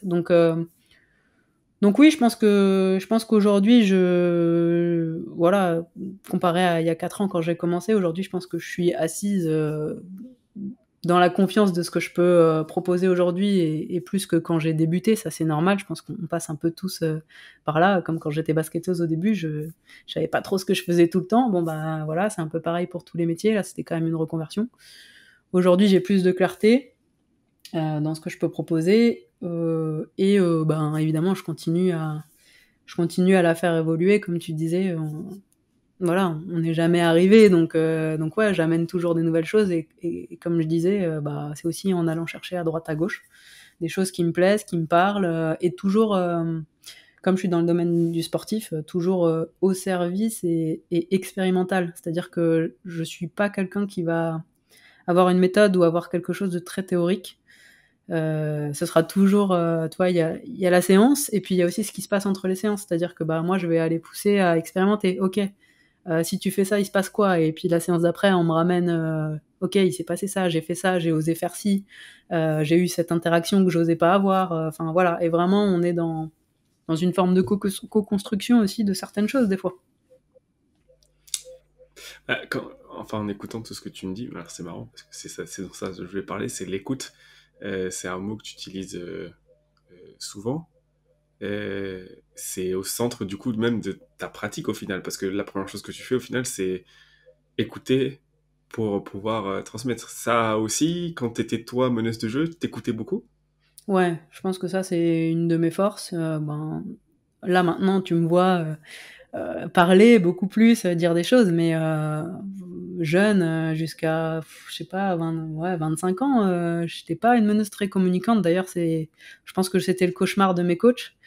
Talentueuse balle en main, mais pas capable de trop parler, ou peu capable voilà, j'étais pas cette meneuse forte en gueule, entre guillemets. Et ça, c'était compliqué pour les entraîneurs de comprendre ça, quoi. Parce qu'une meneuse, c'était forcément quelqu'un qui était voilà, forte dans la parole. Et effectivement, non, moi, j'étais beaucoup plus dans l'écoute. Et c'est vrai que ça a toujours été quelque chose. On venait déjà, tu vois, si on venait déjà se confier à moi, j'étais déjà celle qui connaissait beaucoup de choses sur toutes mes coéquipières. Enfin, à la fin de la saison, je pense que, je sais pas, en comparaison, je me suis jamais amusée à faire ça, mais je pense que si tu me posais des questions, j'étais peut-être celle qui connaissait le plus sur chacune de mes coéquipières, de leur vie, de ce qui se passait au basket, en dehors, voilà, sans être forcément amie avec tout le monde. Je dirais pas non plus que je suis hyper sociable, et c'était pas ça, mais j'avais déjà une capacité d'écoute et d'empathie. Ouais, t'as utilisé ce mot au début, mais c'est vrai que c'est quand même quelque chose qui était présent et ce qui fait que j'arrivais aussi à être une bonne meneuse finalement parce que bah, c'était précieux aussi. Alors peut-être j'étais pas dans la représentation de ce que les entraîneurs entendent d'une meneuse, mais j'avais mes qualités à moi et qui marchaient aussi en fait. Ouais, alors après, on a fait une vidéo sur ça, sur les postes de jeu et sur comment être. Enfin, ça veut plus trop dire grand-chose.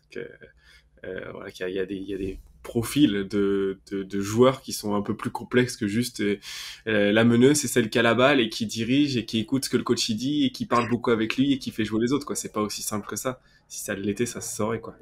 Donc non, non. Et t'es arrivé avec tes qualités, quoi. Et donc, au bout d'un Ouais. moment, bah, il faut savoir se connaître soi, savoir quelles sont ses qualités, que le coach se rende compte quelles sont ses qualités pour pouvoir les utiliser. En soi, c'est pas forcément un problème de pas être super capable enfin, de verbaliser, parce que c'est pas forcément de la communication, c'est de la verbalisation et de l'échange avec le coach. Mm. Mais du coup, c'est un peu... Alors, pour une personne comme toi, de tout ce que tu racontes, devenir entrepreneur, c'est encore plus un défi que des gens qui sont, tu vois, super, qui ont la tchatch, entre guillemets, tu vois, pour qui c'est facile d'échanger, parce que quand tu es entrepreneur, il faut te créer ton propre public et il faut aller les chercher, et pour le coup, tu peux pas, pour leur vendre le produit, tu peux pas juste les écouter. Parce que tu es obligé d'aller les chercher et d'aller convaincre un petit peu pour, Ouais. ben, aller chercher des vendeurs, quoi. Est-ce que ça a été un vrai défi pour toi, ça? Et compliqué? Euh, Oui et non, parce que je pense que quand même dans mon profil, il y a une partie entrepreneur, c'est-à-dire que la même partie finalement qui était la sportive compétitrice, je pense que le côté commercial, on peut facilement le transposer du côté bah, compétition, c'est-à-dire que le commercial, c'est celui qui va aller bah, voilà, faire des appels de vente, prendre les gens au téléphone, proposer des choses, prospecter, enfin voilà. Ça fait partie du côté entrepreneur, donc c'est pas effectivement c'est pas le truc où je suis plus à l'aise. Par contre, une fois que j'y suis, je pense que j'ai des qualités dans ce domaine-là que je mets encore au travail, hein, parce que évidemment, je pense que celles qui sont qui sont aujourd'hui le plus utilisées et qu'on voit le plus, c'est peut-être effectivement ce côté plus accompagnante et écoute, mais il y a effectivement tout ce côté commercial et aller proposer ses offres et affirmation, du coup, on est aussi là-dedans.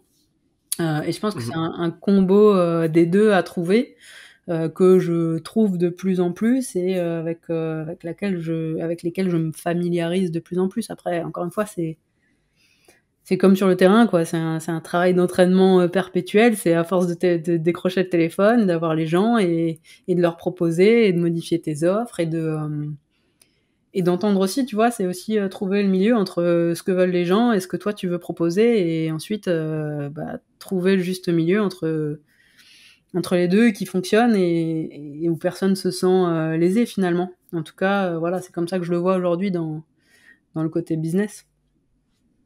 Parce que quand tu as pris ta retraite de joueuse professionnelle, un peu tôt d'ailleurs pour les standards du milieu de l'industrie, tout ça, tu as commencé directement à cette pratique d'entrepreneur, ouais. Ouais, en Est-ce que fait, tu as arrêté pour ça d'ailleurs? pas pour ça. J'ai Mm. arrêté parce qu'il était temps et que j'avais vraiment la sensation d'avoir fait le tour et d'avoir envie de faire d'autres choses.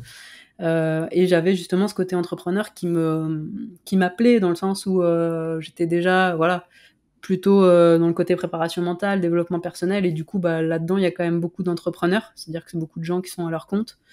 Et je voyais bah voilà des choses beaucoup sur internet finalement, beaucoup de choses qui se font aussi sur internet. Et je voyais des techniques, des choses et voilà et pour aller de ce côté-là, en fait, il faut aussi investir. Enfin, c'est comme tout, il faut investir du temps aussi et de l'énergie et aller apprendre et aller au contact des gens et faire du réseau. Et du coup, c'était un peu aussi, ça s'est fait naturellement finalement.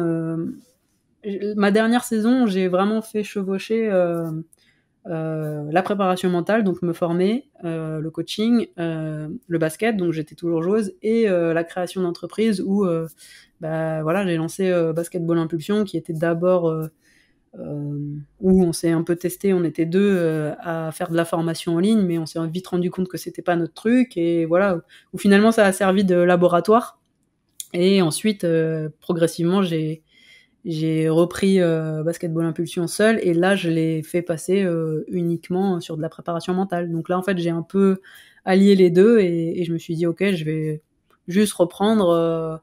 Finalement au début c'était un peu de la formation, on savait pas trop ce qu'on voulait faire, et puis finalement je me suis dit non, en fait je vais juste le garder avec ce que j'ai envie de faire et de le mettre sur complètement préparation mentale, et de l'avoir à mon compte en fait. Quelle formation tu faisais au départ? Tu t'es rendu compte que c'était pas ton truc?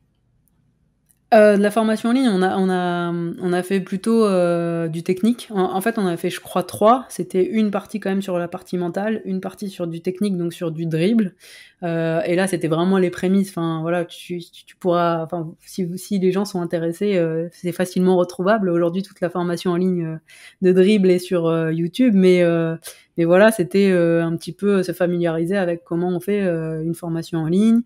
Et puis on s'est rendu compte aussi que finalement on donnait nos conseils de joueuse, mais c'est pas la même chose que d'être entraîneur. Donc il y a aussi comment est-ce que tu fais pour amener les gens d'un point A à un point B en étant formateur et pas joueur. Et du coup c'était super apprenant. Honnêtement, ça n'a pas été du tout intéressant d'un point de vue économique, mais alors au niveau de l'apprentissage, ça a été apprentissage grand V.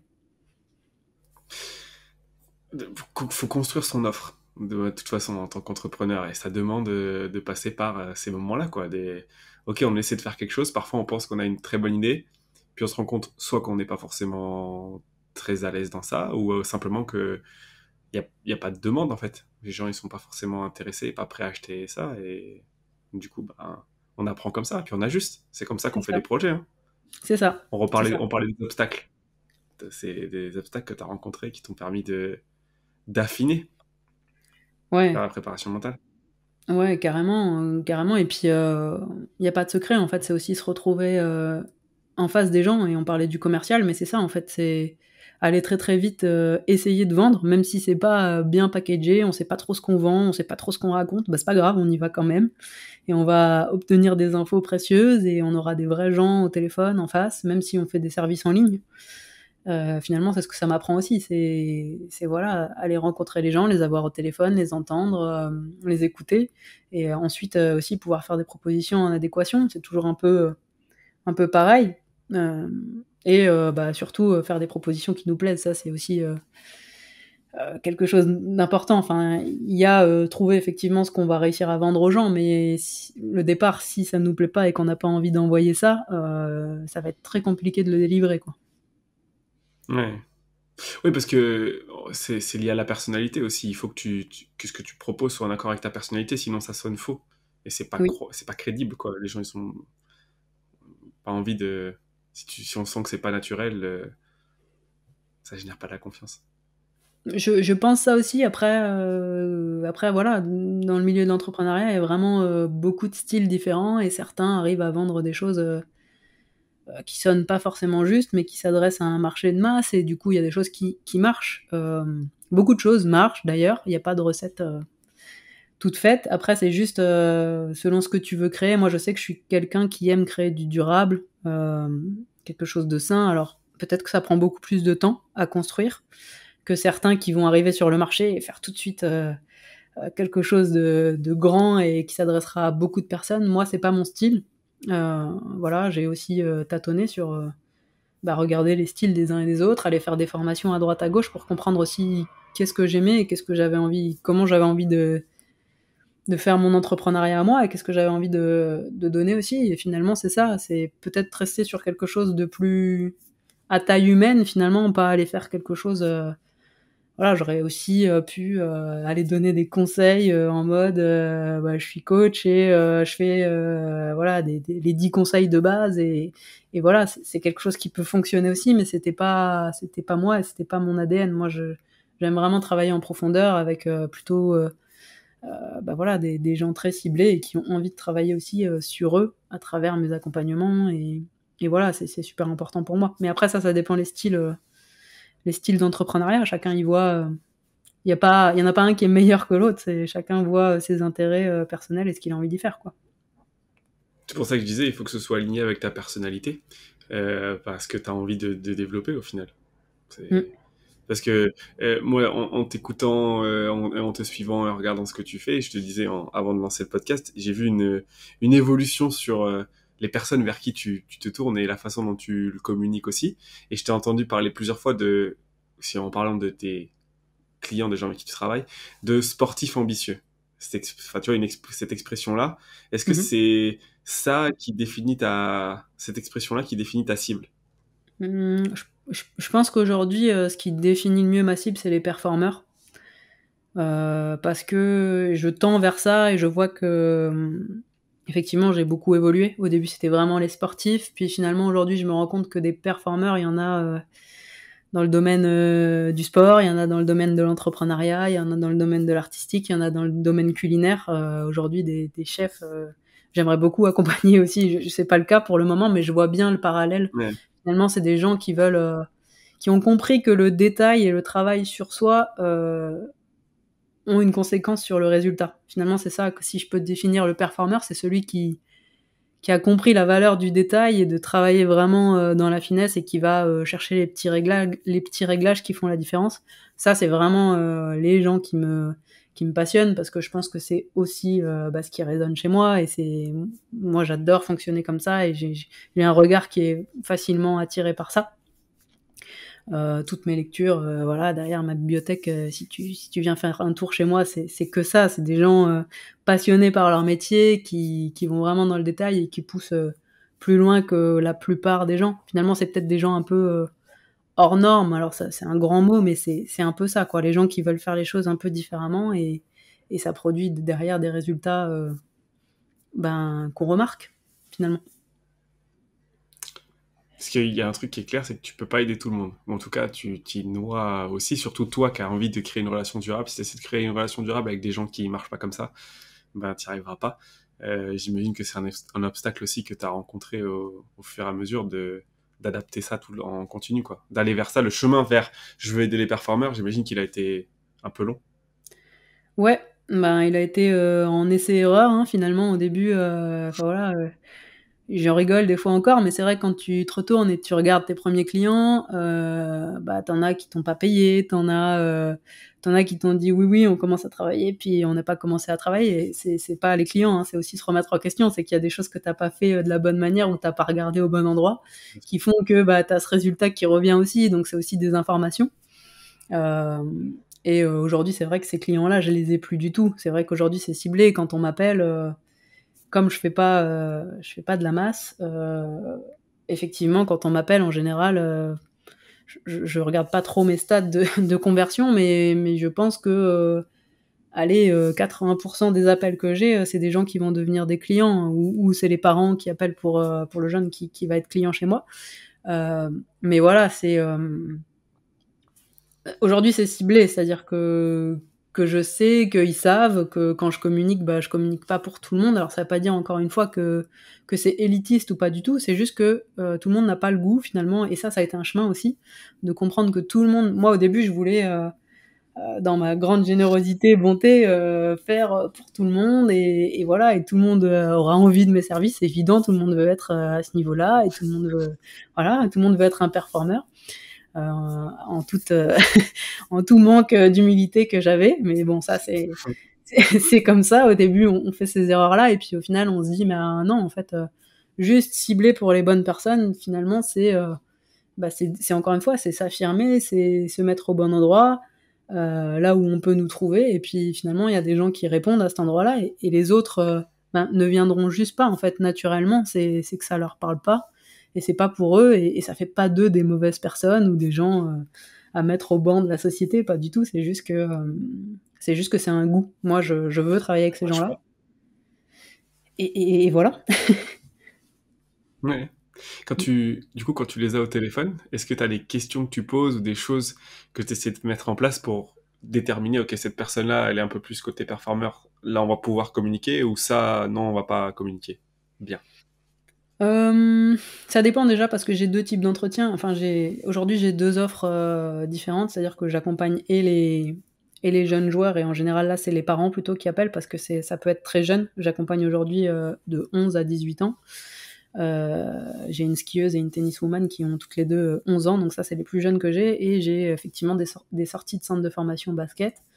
Et tu vois, j'ai une large palette de clients qui peuvent venir, et l'autre volet c'est plutôt des clients là adultes, et plutôt en général, comme je suis quand même plus dans le sport, des leaders, des capitaines d'équipe, des managers, voilà, plutôt ce style-là qui veulent eux aller dans le détail et être coachés en fait, et approfondir leur relation à eux-mêmes, et en ramenant ce qui se passe sur le terrain pour eux, des problématiques de terrain. Donc ça c'est mes deux volets, et du coup c'est vraiment encore une fois les accueillir dans ce qui se passe pour eux, parce que ça va être différent de chaque personnalité et de ce qui se passe pour eux. J'ai aussi voilà, des parents qui m'appellent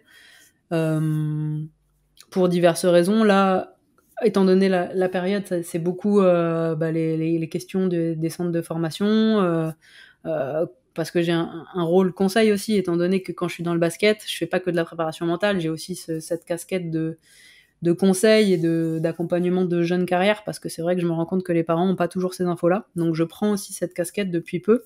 Donc je fournis plutôt un service assez complet, on va dire, et je me limite pas qu'à la préparation mentale. Évidemment, c'est lié, il y a les deux, mais quand il y a besoin d'aide de ce côté-là, je le fais aussi. Donc non, j'ai pas de questions toutes préparées. J'écoute d'abord le besoin. En général, c'est toujours voilà, j'offre toujours un entretien de 30 à 45 minutes, soit avec les parents, soit avec le client, enfin le futur client. Et j'écoute dans un premier temps, et ensuite je laisse aussi poser les questions. Je demande toujours aussi pourquoi la personne vient me voir, et quelles sont ses attentes en fait, avec quoi est-ce qu'elle aimerait repartir si jamais on partait dans un accompagnement ensemble. Et à partir de là, je fais une proposition. Alors aujourd'hui, j'ai des propositions assez cadrées, on va dire. Je travaille plutôt sur un parcours de 6 séances, parce que c'est à la fois court et long. Et j'ai essayé plusieurs formats. J'ai fait des séances, un parcours de 10 séances, puis j'ai fait beaucoup plus court. J'ai fait des séances à l'unité. Et en fait, ce que je vois, c'est qu'il y a quand même besoin d'un certain temps de suivi, d'accompagnement, et aujourd'hui le format 6 séances me convient bien et convient bien aux personnes. Et ce que je fais, c'est que selon si tu veux aller vite ou pas, c'est que les 6 séances, tu peux les prendre sur 6 mois, ou tu peux les prendre sur 3 mois. Donc sur 3 mois, tu vas accélérer un peu le processus, parce que tu auras un rendez-vous toutes les 2 semaines, et puis sur 6, tu auras un rendez-vous par mois, et du coup le rythme sera pas le même. Donc finalement, c'est la même proposition, un peu plus accélérée, ou un peu plus espacée. Tu as parlé que de l'accompagnement de jeunes, voire de très jeunes, à 11 ans. Comment ça se... Enfin, tu peux pas accompagner des jeunes comme tu peux accompagner des adultes. Les questions sont pas du tout les mêmes, les réflexions sont pas du tout les mêmes, la maturité, forcément, n'est pas du tout la même, dans le bon sens du terme. Ouais. Comment on fait? Qu'est-ce qu'on leur donne comme outil? Parce que c'est, j'imagine, un vrai défi d'aider des enfants. Ouais, c'est un vrai défi et un vrai plaisir aussi, parce que et un vrai besoin. C'est vraiment les 3, parce que je me rends compte, alors au début, c'est vrai que je me suis demandé: «Est-ce que, voilà, j'introduis ces outils-là? Est-ce que c'est OK?» Et voilà, et en fait, je me rends compte que, limite pas c'est ceux qui sont le plus demandeurs, mais pas loin. C'est-à-dire que, alors ils savent pas encore ce que c'est, ils ont des questions. Alors dans un premier temps, c'est beaucoup être à leur écoute, encore une fois, de quelles questions tu te poses, qu'est-ce qui se passe avant la compétition, voilà, quel est ton état d'esprit. C'est aussi aller chercher qu'est-ce qui se passe vraiment dans leur tête finalement. Et là où les entraîneurs terrain, alors encore une fois, c'est pas pour taper sur les entraîneurs terrain, je sais bien que il n'y a pas le temps de tout faire, et que c'est un métier d'être préparateur mental, et que c'est un métier d'être entraîneur technique.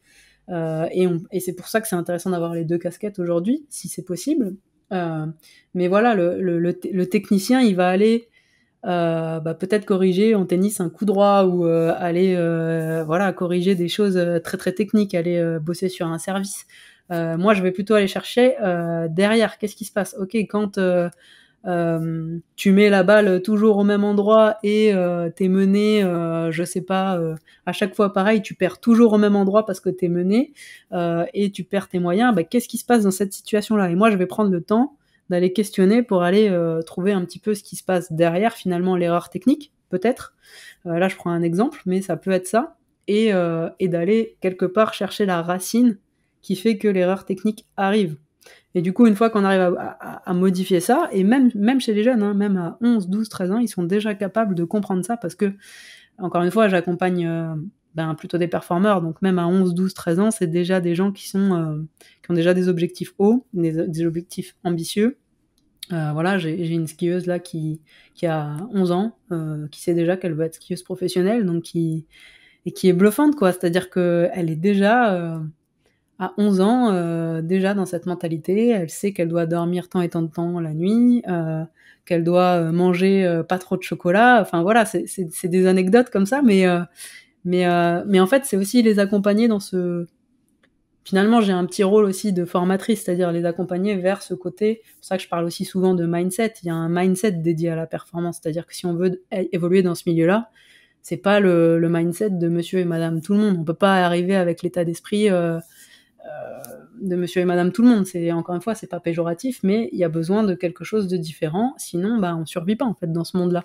Et du coup, c'est juste aussi leur faire prendre conscience de ça et les aider, les accompagner sur ce chemin en mixant, encore une fois, ce côté apport pédagogique sur le côté état d'esprit de la performance, voire de la haute performance, des petits outils de préparation mentale, de respiration, ça peut, de visualisation, ça peut, voilà, des petits outils comme ça par-ci par-là, et en même temps, être à leur service et encore une fois, qui viennent avec ce qui se passe dans leur quotidien. Et du coup, c'est un peu comme ça qu'ils prennent en main et qu'ils comprennent que en fait, mais en fait, je peux agir sur ces paramètres-là aussi. Et c'est un peu ça qui se passe chez les jeunes. C'est ah ouais, en fait, ils comprennent la plupart du temps que, mais en fait, ça, c'est pas une fatalité. Je peux bouger tout ça, je suis responsable de ça, je me remets au centre de mon projet et je peux aussi, aussi bien que je m'entraîne physiquement ou techniquement, changer des choses mentalement et renforcer certaines habiletés.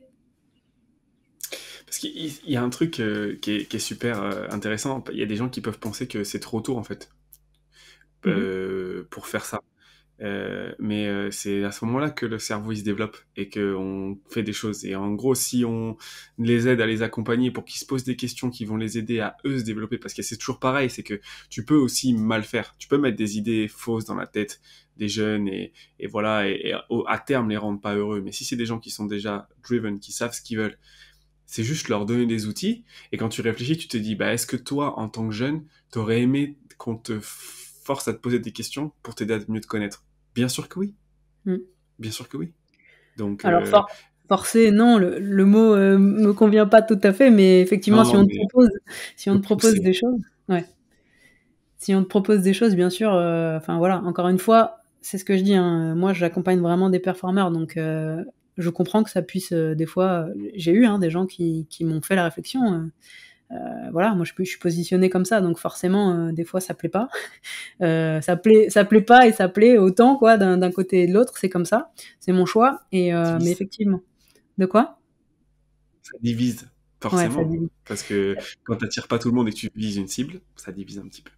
C'est ça. Et du coup, moi, aujourd'hui, enfin, avec 4 ans de recul là aujourd'hui sur ce que j'ai proposé, alors ça n'a pas toujours été chez les jeunes, on va dire plutôt 2 ans où je suis là, ça fait vraiment 2 ans que j'accompagne les jeunes et que je me suis vraiment spécialisée à ce niveau-là. Ben, honnêtement, je le referai tous les jours. Enfin, voilà, quand je vois ce que ça produit, j'ai des messages toutes les semaines des parents qui me disent merci pour ce que vous proposez parce que c'était un vrai besoin et les parents voilà, des fois sont démunis. C'est-à-dire que ils ont des apprentis sportifs à la maison et c'est pas à l'école qu'on va leur apprendre ce genre d'outils. Ils sont dans une dynamique encore des fois pas connue pour les parents qui sont pas de ce milieu-là et du coup ah ouais mais ma jeune elle parle plus à la maison, elle a beaucoup de stress, elle sait pas comment gérer, c'est difficile, voilà. Vers 11, 12, 13 ans dans le sport en fait, et je le dis souvent, alors ça peut choquer mais il y a beaucoup de choses qui se passent dans le milieu des sportifs de haut niveau en fait, et on peut pas comparer ça à l'éducation nationale. Vers 11, 12, 13 ans, on est dans un cursus normal, on arrive au collège, voilà, il y a des choses qui se passent, mais vers 11, 12, 13 ans dans le milieu du sport, il y a déjà des choix décisifs qui se font avec des entrées au pôle espoir, avec des premières sélections, avec voilà, il y a aussi tout ce côté apprentissage que finalement un individu lambda va faire que lors de ses entretiens d'embauche ou voilà, vivre un peu cette pression ou lors des moments où il va faire des CV, des lettres de motivation, alors que à 11, 12, 13 ans, le sportif, il doit déjà faire ça. Moi, j'ai des sportifs que je prépare qui doivent se préparer à se présenter en vidéo à un futur entraîneur de pôle. Enfin voilà, et si tu sais pas faire ça, si t'es pas prêt, si tu comprends pas les enjeux, comment tu veux faire? Ouais. Donc il y a aussi toute cette Qu'est-ce partie-là. que, qu'est-ce que ça t'apporte à toi? Qu'est-ce que ça m'apporte? Ça m'apporte de la joie. Ouais, de la joie, de la fierté aussi. C'est vrai que des fois, je les vois. Alors, je travaille beaucoup par visio parce que c'est vrai que je les ai un petit peu partout en France et des fois même j'ai eu des clients en Belgique et ailleurs aussi, donc ça me facilite. Mais c'est vrai que des fois, je suis derrière mon écran à les regarder et à me dire waouh. Des fois, de mesurer le chemin qu'ils parcourent ou de voir les transformations ou de les voir prendre leur aventure sportive. Vraiment quoi, c'est leur aventure, ils s'approprient les choses et ils font les choses à leur manière. Ils s'autonomisent. Je pense que ça, pour moi, c'est le plus beau cadeau. Je pense que si je fais ce métier-là, c'est pour ça. C'est leur donner les clés de leur autonomie. Voilà, moi, ce qui m'intéresse, c'est ça. C'est à la fin, limite, ils ont plus besoin de moi. Moi, le but, c'est pas de les garder le plus longtemps possible en accompagnement avec moi. C'est leur donner les clés. Ensuite, et je pense qu'un bon entraîneur de basket, c'est, à mon sens, c'est aussi ça, ce vers quoi il tend. Et voilà, c'est pas jouer à la PlayStation avec lui, c'est lui donner les clés pour que lui devienne le meilleur joueur possible. Moi, c'est pareil, mais c'est juste un petit peu décalé du côté de la préparation mentale. C'est devenu une mission de vie pour toi, d'essayer d'accompagner des jeunes à atteindre leur full potentiel? Bof, non, je parle, c'est pas trop ma façon de voir les choses. Mission de vie, ça fait un peu, tu vois, un truc encore une fois. Moi, j'aime pas trop les trucs très cadrés, voilà, de mettre des mots très forts dessus. C'est une grosse partie de ma vie, c'est important. Maintenant, c'est pas tout. Il y a d'autres domaines aussi qui m'intéressent. Encore une fois, l'entrepreneuriat, euh, voilà, d'autres domaines. C'est pas, voilà, les jeunes, c'est une grande partie. J'aime beaucoup ça. Je transmets. C'est aussi peut-être une façon de rendre aussi hein, quelque part au basket ce que ça m'a apporté et voilà, moi évidemment, je suis comment dire, je suis porte-parole de le sport. Le sport, c'est une école de la vie, ça c'est clair. Pour moi, j'en suis Mm. convaincue, je l'ai vécu. Alors avec, encore une fois, autant de hauts que de bas, voilà, ça fait partie du jeu. Tout n'est pas magnifique. Je vendrai jamais le sport de haut niveau comme faut faire absolument ça et c'est tout rose et ça va être magnifique. Non, c'est j'encouragerais à être dans la réalité. Ouais, c'est un chemin exigeant et difficile, mais ça vaut le coup. La question n'était pas posée particulièrement pour les jeunes, hein, c'était sur tout le projet que Ok. tu es en train de développer. Parce que pourquoi je te pose cette question? On a beaucoup parlé d'écoute. euh, et, euh, et pendant le début, on a parlé de toi. Presque tu étais dans l'écoute de ce que moi je disais. Et depuis qu'on a commencé à parler de ce... Je sais pas si tu t'en es rendu compte, mais depuis le moment où on a commencé à parler du travail sur la préparation mentale et sur l'entrepreneuriat, tu t'es animé. Ah oui. Vraiment, dans la façon de parler, tu as parlé beaucoup plus, tu t'es avancé. Tu vois, il y a vraiment, on sent que c'est quelque chose qui, qui, qui, qui t'anime profondément. Ouais, ouais. Non, tu vois, je l'ai pas remarqué. C'est naturel, mais ouais, ouais, ça, c'est sûr. De toute manière, encore une fois, je suis entière et si j'étais pas animée, je ferais pas ça en fait. J'ai besoin de ça. Je peux pas faire un métier où je suis pas animée. C'est pas moi. T'arrives à couper, c'est-à-dire parce que forcément, quand on fait des séances après, ça tourne un peu voilà, on pense à comment on aurait pu faire mieux, comment on peut apporter les outils. T'arrives à couper aussi, à dire, bon, faut que je pense à moi aussi de temps en temps. Ouais, alors bah ça c'est un des un des enjeux du métier, j'ai envie de dire, que je découvre, que j'apprends. Il y a des périodes où j'y arrive mieux, il y a des périodes où j'arrive moins bien.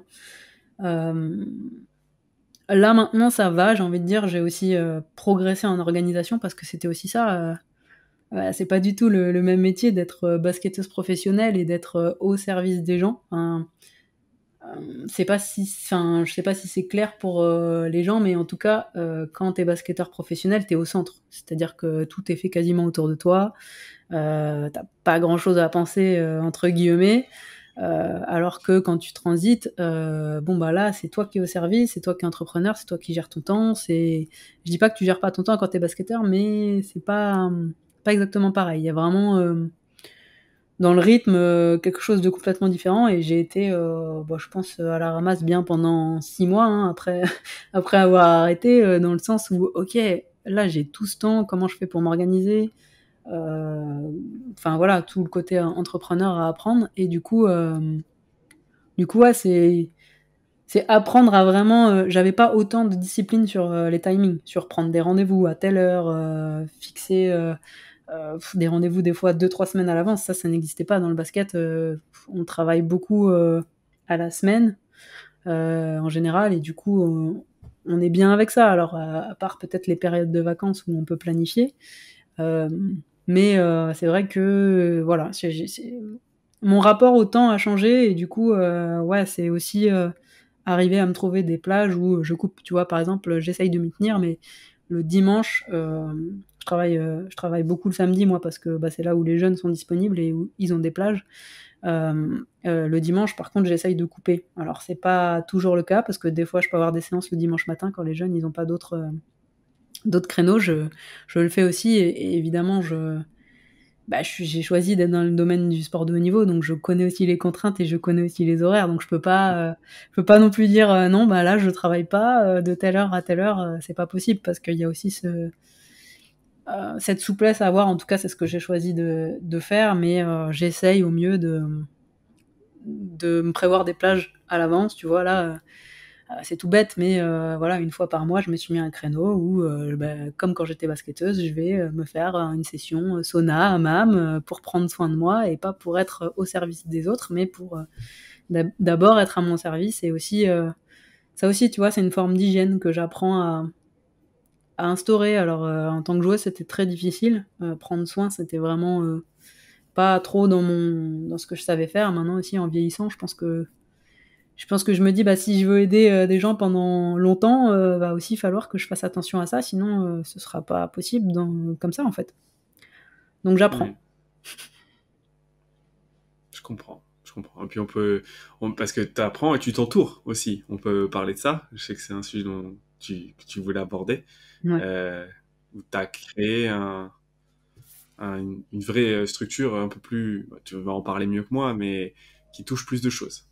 Oui, oui, oui, bah, ça a été une vraie volonté aussi. Là, j'ai fonctionné donc comme je le disais, si, les gens qui ont écouté, ils ont suivi, donc là, j'ai 33 ans et j'ai créé un Basketball Impulsion à 29, donc pendant 4 ans, j'ai été un peu solo dans la barque, on va dire, à créer mes choses et c'est vrai qu'on va dire qu'il y a 7-8 mois, j'ai commencé, même peut-être un peu plus, 10 mois, j'ai commencé à me dire: «Ah tiens, j'arrive au bout d'un cycle, j'aimerais bien, soit intégrer, une académie, quelque chose, enfin, en tout cas, fonctionner beaucoup plus avec des gens». Donc j'ai commencé à ouvrir en ce sens et à regarder un peu ce qui se passait autour, dans l'écosystème. Alors, toujours un peu, vers le basket d'abord parce que c'est quand même le sport que j'adore et si je peux avoir un impact dans ce milieu-là, c'est toujours encore ma priorité, même si aujourd'hui je commence vraiment à ouvrir à d'autres sports et j'ai cette volonté-là.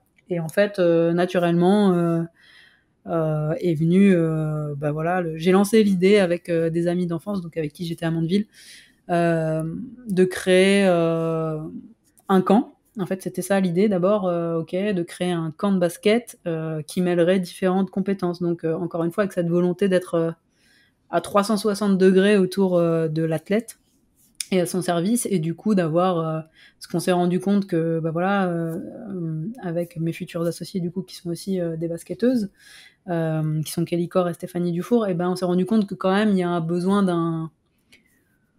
de tout un panel de gens autour d'un athlète finalement, et voilà, et que le technique tactique ne suffit pas entre guillemets. Alors encore une fois, c'est pas de se mettre contre les clubs ou de dire que eux font mal leur travail, pas du tout, c'est venir apporter des choses différentes. Et du coup Kelly est préparatrice physique, moi j'ai le côté préparation mentale et mindset. Stéphanie, elle, est plutôt conseillère financière et gestionnaire de patrimoine, donc va amener cette couleur là aussi. Et on s'est attaché quand même les services aussi d'un entraîneur basket, parce qu'on reste dans le technique, et on va faire la première édition du camp là qui va tourner autour de ces 4 éléments là dans un premier temps, avec une volonté aussi de faire une intervention sur le côté nutrition, parce qu'on sait que c'est important aussi, et de faire évoluer ce format-là au fur et à mesure du temps. Et donc ça, c'est la première étape. Les filles ont vachement adhéré, je m'y attendais pas, donc voilà, ça a été la surprise l'été dernier. Et puis en fait, depuis 7 mois, on travaille là-dessus, on se voit une fois toutes les 2 semaines pour vraiment fixer ça. Ça commence à devenir vraiment quelque chose d'intéressant, qu'on a vraiment envie de mettre au service des joueurs et des joueuses dans un premier temps, et puis après ce sera de garder cette thématique-là, mais de l'expandre en format agence, et du coup d'avoir des services qui seront là tout au long de l'année, les mêmes services renforcés par d'autres que ce qu'on aura sur le camp, mais où les joueurs pourront piocher en fonction de leurs besoins, et se complémenter par rapport à ce qu'ils ont déjà en club. Donc c'est-à-dire que nous, la volonté, c'est vraiment pas de remplacer les clubs, c'est de venir fournir peut-être ce sur quoi ils n'ont pas le temps. Voilà, de la préparation mentale, je suis bien placée pour le savoir, je sais que des fois il n'y a pas le temps, il n'y a pas l'argent dans les clubs, mais pour autant les joueurs ont des besoins. Donc on a essayé de se placer à l'endroit où on pouvait apporter une plus-value sans ruiner les clubs, sans ruiner les joueurs non plus. Enfin voilà, essayer de trouver quelque chose qui convienne un peu à tout le monde. Et puis nous, on est des passionnés de sport, et une vraie volonté d'accompagner. Donc c'est un peu ça, effectivement, ce sur quoi tu as rebondi, sur l'entourage. J'essaye de plus être seule, et de pouvoir... c'est un vrai plaisir de pouvoir avoir aussi... finalement des gens qui partagent cet état d'esprit-là, et qui sont dans la performance aussi. Pour toi, l'avenir, c'est de faire les 2 activités en parallèle ou de les merger en un seul truc?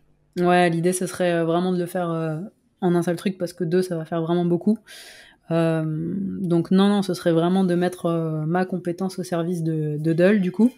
C'est le nom de l'agence qu'on va créer, et du camp. Et voilà, de mettre complètement un peu les 4 années que j'ai... Enfin, il y a un peu plus, parce qu'il y a la carrière de basket avant aussi, mais un peu toute mon expérience, de l'amener vraiment à Dull, et de continuer à faire grandir ça en son sein, quoi. Et l'objectif à terme? T'as un objectif donc, que tu t'es fixé? L'objectif de rêve, ça a toujours été, je sais que ça fait 4-5 ans que je mets des choses sur papier, que je travaille sur mes objectifs, c'est une habitude que j'ai, mais il y a quelque chose qui revient, c'est une académie. Avoir une académie de performance, ça, ce serait vraiment quelque chose de grand, et que ça soit pas que limité au basket, mais que ça soit l'endroit un peu performance où les joueurs pourraient venir déjà être entre eux, parce que finalement, ça, c'est quelque chose aussi que je me suis rendu compte après ma carrière. Il y a peu d'endroits vraiment pour se retrouver entre performeurs sportifs. Voilà, encore une fois, c'est un état d'esprit, c'est une manière de faire qui est un peu particulière, et qui est pas... tu parles pas tous les jours dans les dîners un peu classiques de ce que tu fais, des objectifs que tu te mets, de la discipline que tu t'imposes, de ce que ça impose à ta famille, enfin un peu tout ça. Donc l'idée, c'est aussi d'avoir un lieu où les gens pourraient se regrouper, et puis où on pourrait travailler sur des thématiques où on leur offrirait ce dont ils ont besoin, quoi. Ça, ce serait le rêve. T'en as d'autres ou c'est le rêve principal Celui-là, il occupe beaucoup de ma tête, de mes idées. Donc si déjà celui-là, il voit le jour, je pense que je serais Ce sera déjà pas satisfaite. mal. Ouais, je pense, ouais. Bon, écoute, c'est un bel objectif. C'est Merci. une belle finalité en tout cas, et ça recoupe tout ce qui t'anime et tout ce que tu veux faire. Donc d'un côté poétique, c'est assez pertinent. Donc, t'as un objectif de temps, de temporalité pour faire ça ou pas du tout? Non, parce que là, encore une fois, je suis pas seule dans le bateau maintenant, donc ça, c'était un peu mon idée, on va dire, mais non, on va être trois associés du coup, et je pense que c'est la prochaine étape, se projeter, voilà, voir où est-ce qu'on veut aller, dans combien de temps. Moi, c'est pas la partie juridique, financière et objective, on va dire, c'est pas la mienne. Ça, ce sera plutôt voilà notre gestionnaire de patrimoine qui d'ailleurs devra prendre la tête de l'agence. Donc c'est plutôt elle qui va gérer cette partie-là, et puis moi je serai beaucoup plus sur la partie interne, on va dire, euh, et toujours encore sur mon job de prépa mentale. Donc ça va venir. Ok, ça marche. Bah écoute, en plus j'entends la vaisselle au fond, donc je pense que va falloir aller, va falloir aller manger. C'est une façon de t'appeler. Sachant que moi j'ai touché un peu tous les sujets dont je voulais parler. Est-ce que toi, il y a un sujet, un truc dont on n'a pas parlé, sur lequel tu voudrais t'exprimer? C'est une question un peu Euh, large, j'en suis désolé. Ouais, ben écoute, comme on a beaucoup parlé de moi, j'ai quand même envie de prendre ce petit temps pour te remercier ou vous remercier si vous êtes plusieurs, mais de ce que tu as créé, parce que bah tu le sais, je te l'ai dit plusieurs fois, mais j'en profite d'être voilà, d'avoir la parole pour ouais, pour te remercier de ce que tu as créé, parce que c'est vraiment quelque chose de pertinent qui n'existait pas.